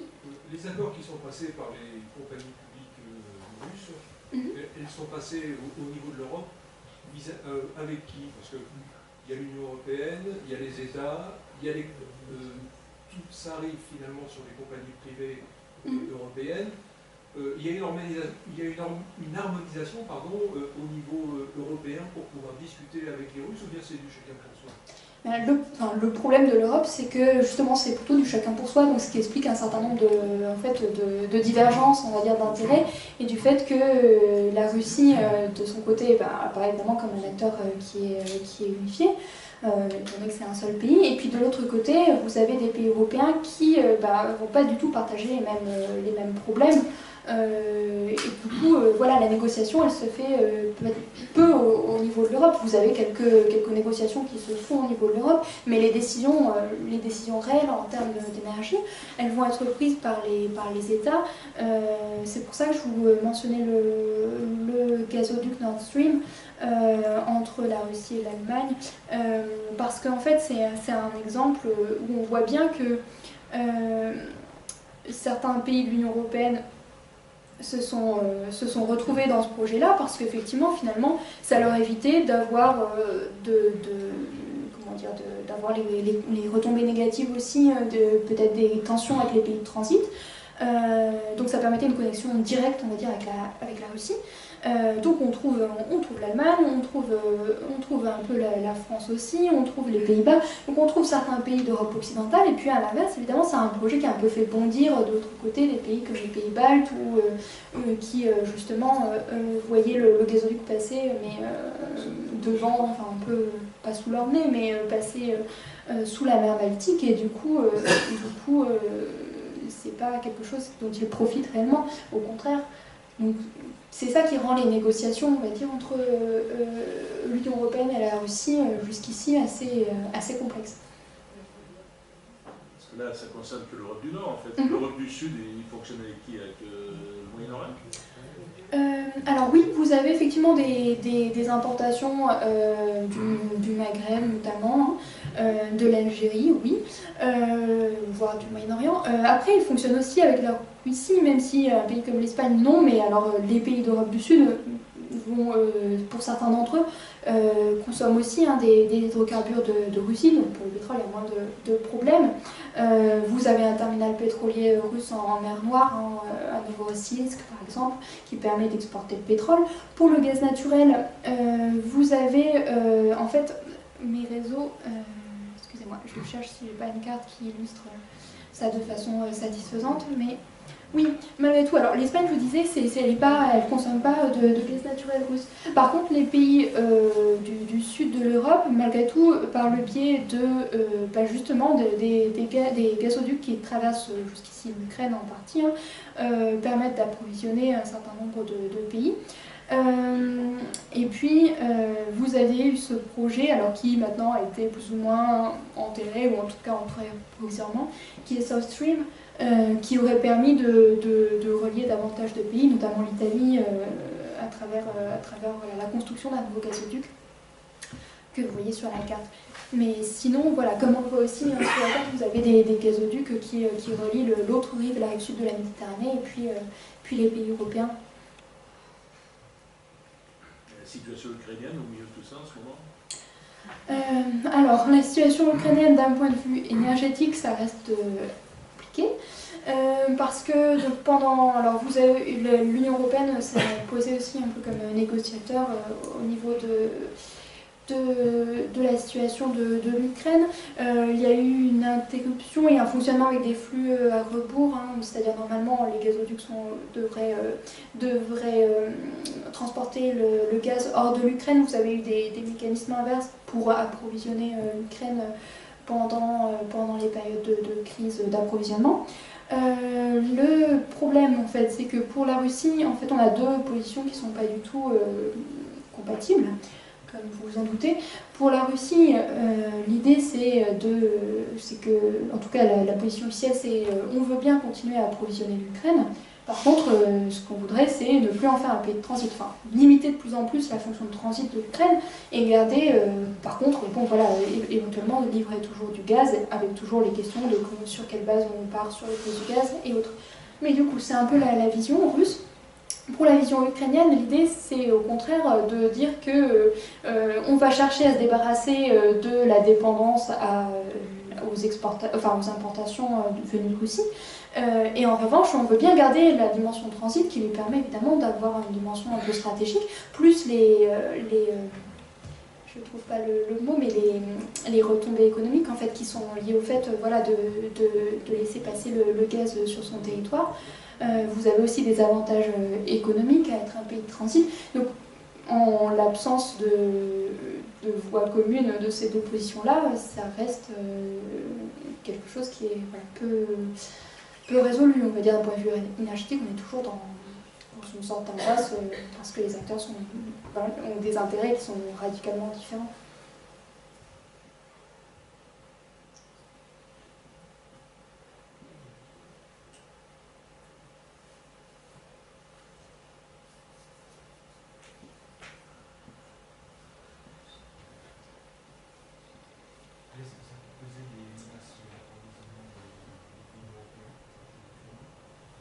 Excusez-moi, je ne l'ai pas entendu. Est-ce que ça peut peser une menace sur les approvisionnements européens? Alors, en un sens, enfin, comment dire, pour l'instant, cette menace, elle reste quand même relativement diminuée du fait que justement la Russie a développé d'autres façons de transporter le gaz jusqu'aux autres pays européens, notamment les pays d'Europe occidentale. Donc en développement plusieurs gazoducs pour passer ailleurs qu'en Ukraine, ailleurs qu'à travers le territoire ukrainien. Donc du coup, pour l'instant, pas totalement, surtout que l'Ukraine n'a pas forcément non plus intérêt à, par exemple, empêcher le transit. En fait, les deux pays ont quand même intérêt à, si jamais il y a transit, à faire que le transit s'effectue. Donc du coup, du moment, on va dire que n'a pas une crise vraiment encore plus généralisée que c'est le cas, et de longue durée en fait, parce que jusqu'ici aussi, ce qu'il faut prendre en compte, c'est que c'est des crises qui n'ont pas duré, alors c'est quand même long, mais plus de quelques mois, donc on n'a pas eu une interruption majeure. Donc s'il y avait une interruption de très longue durée, potentiellement, oui, ça pourrait poser problème, parce que même si une bonne partie du gaz ne transite plus par l'Ukraine, ça reste quand même un grand pays de transit. Mais voilà, donc du coup, ça dépend aussi de la longueur de la crise pour ça.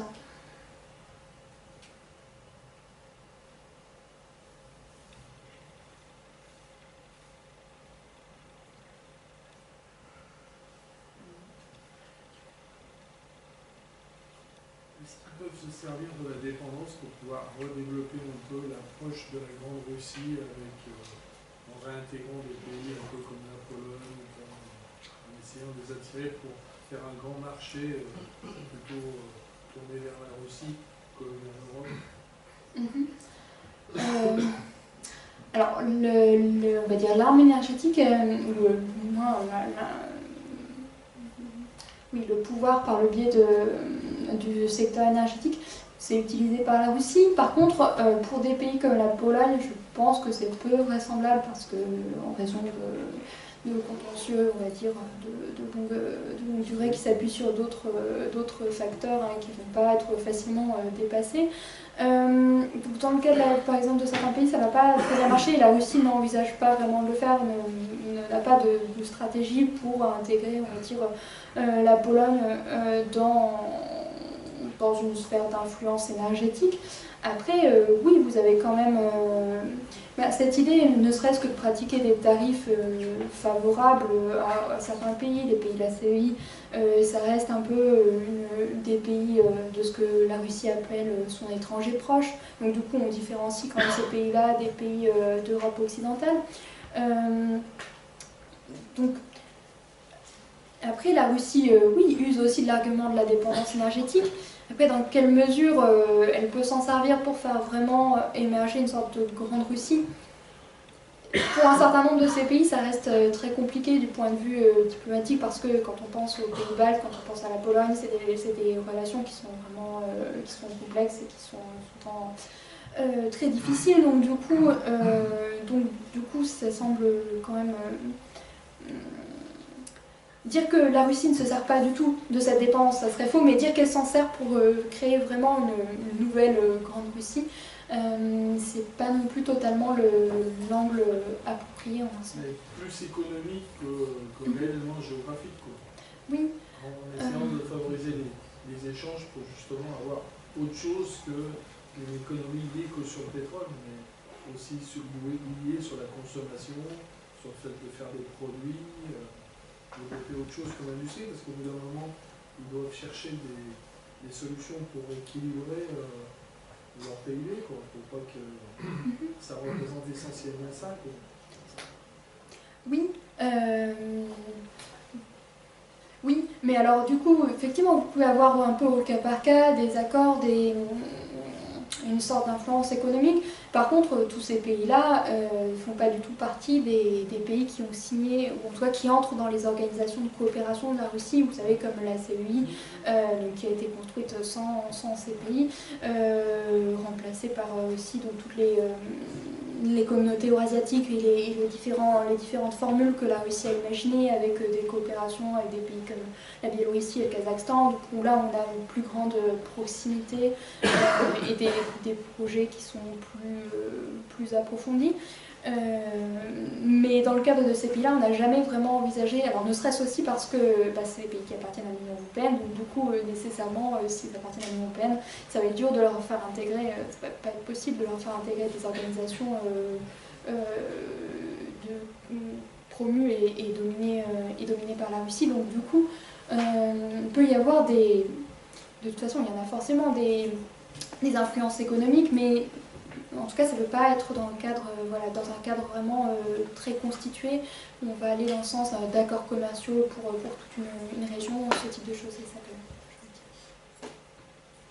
Est-ce que vous pensez que la Russie aura des négociations plus favorables envers la Chine qu'envers l'Union européenne? Ça me semble quand même... je pense qu'ils ont plutôt intérêt à traiter avec l'Europe que... Enfin, la Chine, évidemment, que ça représente un marché énorme. Mais les tractations risquent d'être quand même beaucoup plus compliquées qu'avec l'Union européenne. Oui, effectivement, c'est une question qu'on peut se poser et qui est posée par un certain nombre de gens sur la question.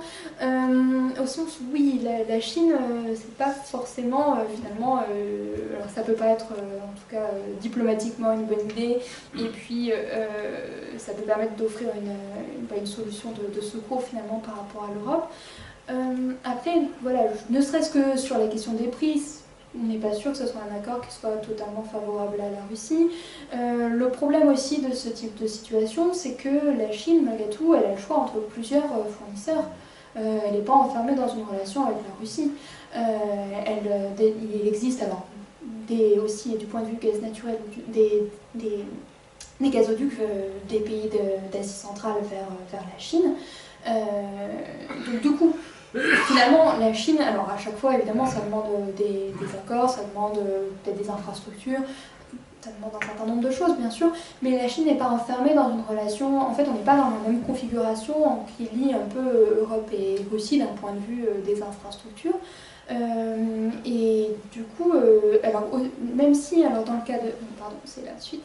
Dans le cas de l'oléoduc qui avait été construit Sibérie orientale, océan Pacifique, comme je vous le disais, on avait eu une longue phase de négociation avec tantôt des phases où c'était plutôt le Japon qui semblait en passe de remporter le projet, tantôt des phases où c'était plutôt la Chine qui était prioritaire. La solution adoptée, voilà, ça a été vraiment de faire un oléoduc qui pouvait à la fois livrer la Chine et le Japon. Justement pour éviter cette situation de dépendance par rapport à un unique importateur, à un unique client.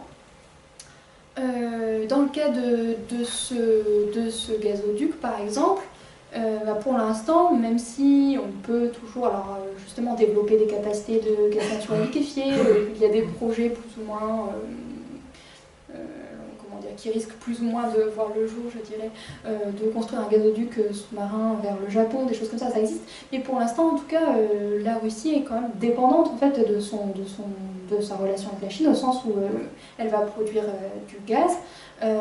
Certes, elle va le transporter, mais du coup, comment négocier dans les meilleures conditions, sachant qu'on est dans une situation où voilà, on n'a pas la possibilité de vendre le gaz ailleurs, concrètement. Donc c'est le problème qui est posé pour la Russie. C'est aussi un problème plus large dans les relations sino-russes où comment dire, la Russie est quand même, souhaiterait être traitée d'égal à égal, mais la Chine a quand même tendance un peu à considérer que la Russie est un partenaire, plutôt son junior partner ou quelque chose comme ça, par rapport à elle. Donc du coup on a aussi ce problème-là, avec le souci de ne pas avoir beaucoup d'interlocuteurs asiatiques pour la Russie, et les relations avec le Japon sont toujours parfois compliqué. Je ne sais pas si c'est votre domaine, mais c'est 25% de l'énergie et le PIB de la Russie, autre, c'est quoi alors, principalement? Alors, vous avez donc quand même un certain nombre, enfin tout ce qui relève quand même de l'industrie lourde, qui est une conséquence hein, de la période soviétique. Bon, on a quand même toujours des permanences hein, dans le complexe militaro-industriel, des choses comme ça, qui sont toujours présentes. Qu'est-ce qu'on trouve également? Oui, c'est sûr. Enfin, après, vous avez évidemment de l'agriculture, des choses comme ça, qui sont bien présentes hein, dans le PIB, mais malgré tout, les gros poids, ça va être en dehors de l'énergie, plutôt l'industrie lourde. Si vous regardez les balances commerciales de la Russie avec la plupart de ses partenaires, que ce soit la Chine ou l'Union européenne, en fait, en valeur, ça peut être favorable à la Russie. Par exemple, c'est le cas avec l'Union européenne. En termes de type de produits, la Russie exporte des produits qui sont soit des produits bruts, soit un petit peu transformés, mais qui sont quand même issus, par exemple, des hydrocarbures, tandis qu'elle va importer beaucoup de produits manufacturés. Donc c'est voilà, pas forcément non plus les mêmes domaines dans lesquels s'illustre la Russie, ce qui pose aussi voilà, le problème de quels sont les effets d'entraînement sur l'économie d'avoir un secteur des hydrocarbures qui est très important pour le pays.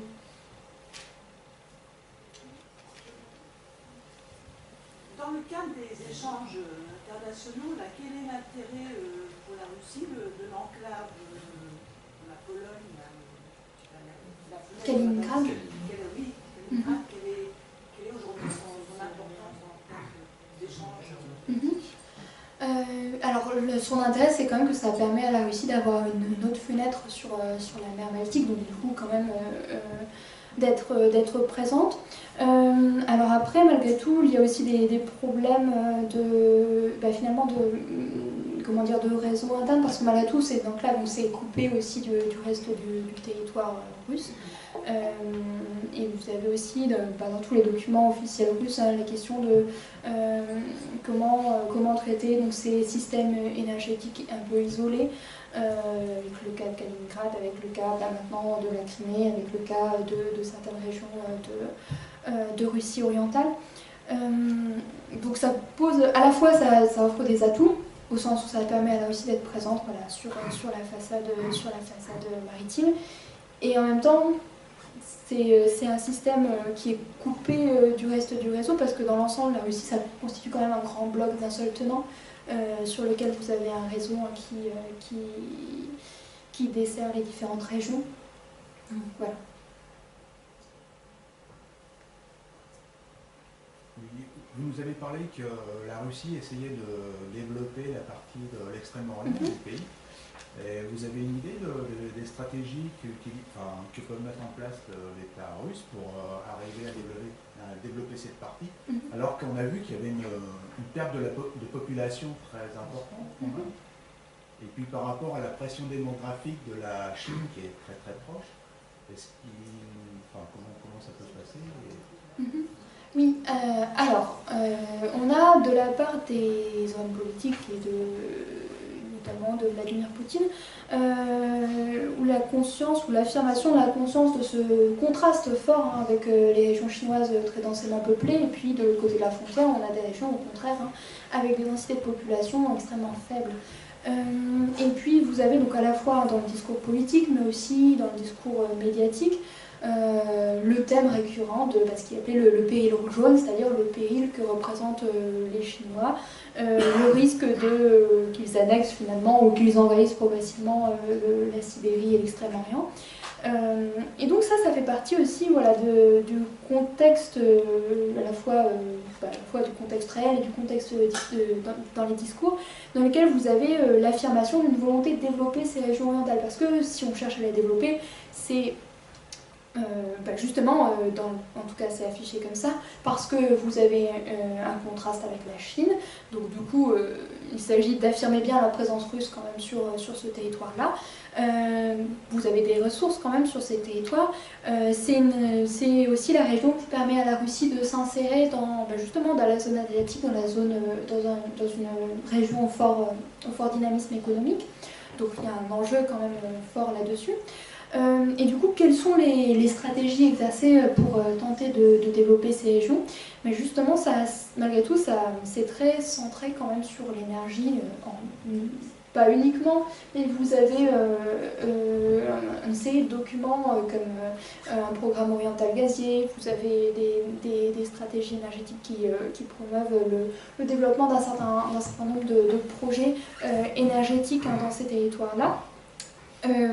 Parce que malgré tout, l'idée, ça reste quand même qu'en créant, en développant des ressources gazières ou pétrolières, ça va permettre de créer un effet d'entraînement plus général sur ces régions, de relancer l'économie. Alors pourquoi aussi? Parce que là, je reviens sur ma carte des réseaux, je ne sais plus où elle est, la carte des réseaux sur le territoire de la Russie, mais le fait que vous avez une Russie de l'Est qui est très dépendante par rapport à d'autres, enfin du moins qui ne peut pas recourir au gaz naturel par exemple, ça pose des questions en termes de tarifs aussi pour les entreprises, alors pour les populations, pour les entreprises, mais l'idée aussi ça va être de développer l'approvisionnement en gaz naturel pour que les entreprises qui sont situées dans ces régions-là du territoire russe puissent avoir accès à une énergie plus fiable, moins polluante et meilleur marché que l'énergie à laquelle ils avaient recours. Donc ça reste un programme quand même très axé sur les matières premières qui sont censées jouer un rôle d'entraînement, avec des projets de complexes aussi, par exemple pétrochimiques qui vont émerger ça et là le long des grandes infrastructures. Vous avez des projets de développement de la pêche sur les façades maritimes ou des développements portuaires, mais ça reste les grandes pistes abordées pour développer les régions orientales.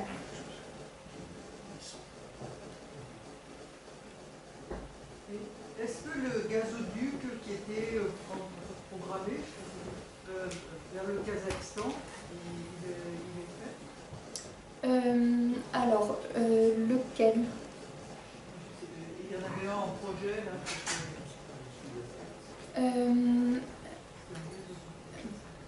Alors, il y en a qui ont été réalisés, alors je ne sais pas si c'est...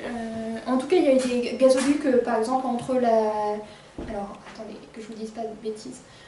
Entre le Turkménistan et la Chine, il y a eu un gazoduc qui a été construit. Normalement, le Kazakhstan devait aussi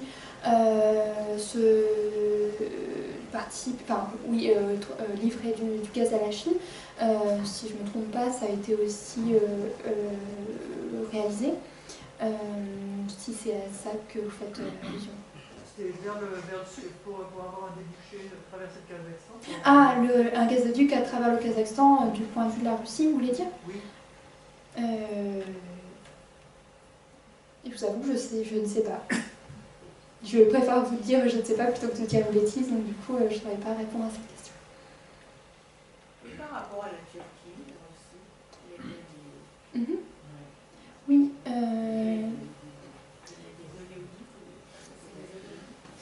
C'est pour ça qu'il y avait le problème de la Crimée pour avoir...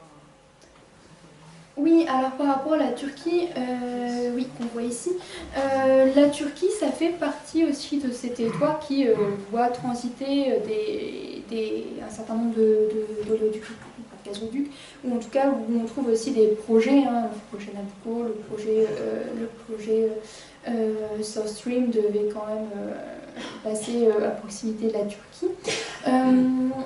Du coup, c'est un pays qui aussi importe, comme la demande, la consommation intérieure est de plus en plus forte.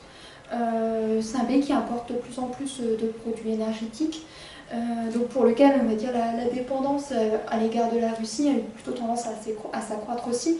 Donc ça devient un pays consommateur et client de la Russie. Et du coup, vous avez il y a eu plusieurs projets. Justement, quand la Russie a abandonné ou a déclaré avoir abandonné, provisoirement ou pas, le projet South Stream, elle a déclaré adopter un autre projet qui mettait la Turquie au centre de ses préoccupations. Un projet pour approvisionner, au contraire, la Turquie, de construire un gazoduc, mais cette fois-ci plus vers les pays européens, mais surtout qui passerait par la Turquie. C'est un projet qui existe pour l'instant, qui n'est pas... pour le gazoduc dont il est question là, non, il n'a pour l'instant pas été mis en réalisation, sachant qu'aussi les relations, juste après cette déclaration-là, il y a eu l'affaire de l'avion russe abattu par la Turquie, donc qui a presque été quelques jours, il me semble, après cette fameuse déclaration, ah ben on va faire un gazoduc vers la Turquie, donc du coup c'est des relations qui ne sont pas forcément non plus si linéaires que ça. Mais oui, la Turquie, ça fait partie de ces territoires qui émergent aussi comme des territoires clés ou des territoires par lesquels transitent des infrastructures de transport énergétique.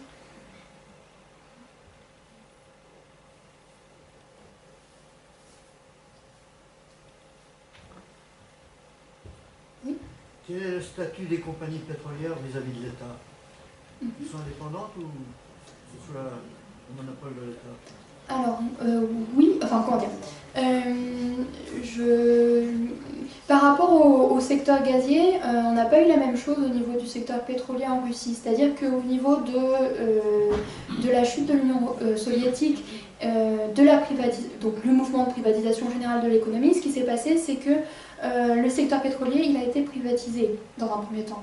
Donc on a eu un démantèlement des grandes compagnies, enfin de ce qui pouvait exister en tout cas précédemment à l'époque soviétique, et un morcellement en fait, donc avec l'émergence de nombreuses compagnies qui n'étaient pas, où on pouvait avoir des compagnies publiques, mais des compagnies privées. Donc ça c'est ce qui s'est passé dans un premier temps pour le secteur pétrolier. Pour le secteur gazier, Gazprom, dès le début, même si l'État n'a pas forcément été l'actionnaire majoritaire au début, l'État a gardé une implication dans Gazprom, mais pour le gaz, on a choisi de ne pas morceler la compagnie. C'est-à-dire on a gardé quand même un monopole, enfin un monopole, qui n'était pas forcément un monopole, mais une compagnie intégrée qui était présente de l'exploration-production jusqu'au transport, voire exportation.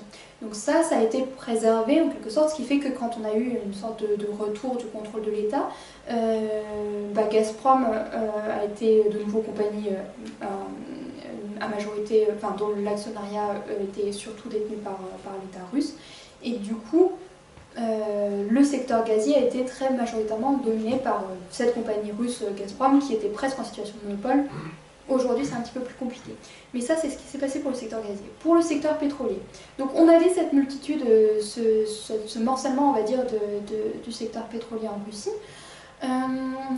Et puis, on a quand même eu aussi un mouvement de reprise en main de tout ça, ce qui fait qu'il existe aujourd'hui toujours des grandes compagnies qui sont des compagnies privées, Lukoil par exemple, qui est l'une des compagnies russes pétrolières privées. Vous en avez d'autres, hein, vous avez Surgutneftegaz ou des choses comme ça. Donc du coup, il y a toujours des compagnies pétrolières qui sont des compagnies privées. Après, ce qui s'est passé, c'est que Rosneft est devenue une compagnie publique avec plus de poids, aussi à la fois politique, mais aussi économique, aussi plus de licences d'exploitation des gisements, donc une base productive plus importante. Donc la reprise... Comment dire, on a un contrôle de l'État relativement fort du fait qu'on a un grand champion national, pour reprendre l'expression, qui est présent, ce qui ne veut pas dire qu'on n'a pas du tout d'autres acteurs, d'autres compagnies pétrolières qui existent dans le secteur pétrolier. Un autre moyen pour la Russie, pour l'État russe de contrôler le secteur pétrolier, ça a été par le biais du transport, parce qu'on a eu une dissociation. Donc, pour le cas de Gazprom, secteur gazier, on a, comme je vous le disais, une entreprise qui contrôle aussi bien le transport que la production. Pour le cas du pétrole, Rosneft fait de la production pétrolière, enfin produit du pétrole, et ensuite, si elle veut transporter le pétrole, en fait, elle va passer par les services d'une autre grande entreprise publique russe qui est Transneft, qui elle a le monopole du réseau de transport du pétrole. Donc du coup, on a plusieurs types d'acteurs et on a plusieurs acteurs qui ne sont pas que des acteurs publics, mais on a un contrôle par le biais d'une part d'un acteur dans le domaine de la production qui est Rosneft, qui a quand même une grosse importance, et puis d'autre part par le contrôle du réseau d'oléoducs. Tout à l'heure, l'oléoduc dont je vous parlais, par exemple, c'est un oléoduc qui est contrôlé par Transneft. Et justement, il y a eu à la base ce projet, il n'avait pas du tout cette forme-là, mais le projet d'oléoduc vers la Chine, le premier à l'avoir vraiment soutenu, c'était quelqu'un dont vous connaissez peut-être le nom, c'était Mikhail Khodorkovsky, qui est connu pour avoir été donc l'un des oligarques russes à la tête de Yukos, compagnie pétrolière, qui justement a été accusé de fraude et autres, et du coup emprisonné pendant 10 ans avant d'être libéré relativement récemment. Donc du coup, oui, on a un contrôle qui s'exerce selon des modalités diverses, mais ça ne veut pas dire qu'on n'a que des acteurs strictement publics.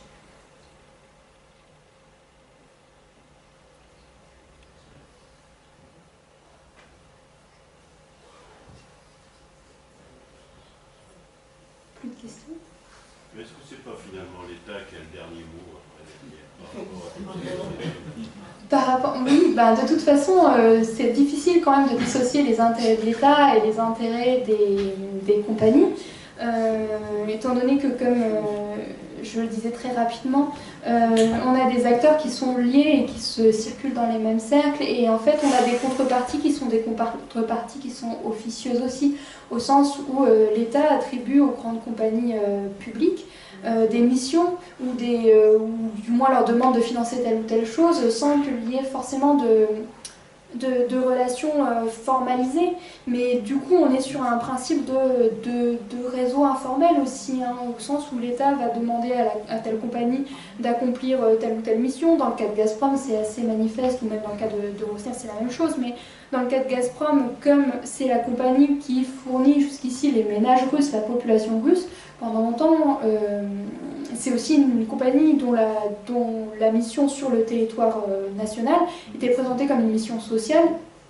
Et donc ce projet aussi d'approvisionner les régions orientales de la Russie en gaz, c'était aussi un projet très fortement, sous l'impulsion forte de l'État, sachant que c'est un projet qui parfois n'est pas forcément très rentable, ou du moins qui cause des coûts tels qu'on peut se questionner sur sa rentabilité. Donc du coup, oui, vous avez des injonctions de l'État qui demandent plutôt aux compagnies de faire telle ou telle chose, et il est certain que les acteurs circulent dans les mêmes sphères. On fait revenir les populations de la Russie orientale. Tout à l'heure, vous avez fait voir une carte où il y avait plus de 40% des populations suite au démantèlement de la URSS étaient parties de ces régions-là aussi. Faire revenir les populations. Oui, l'idée c'est d'essayer d'endiguer la perte démographique dans ces régions.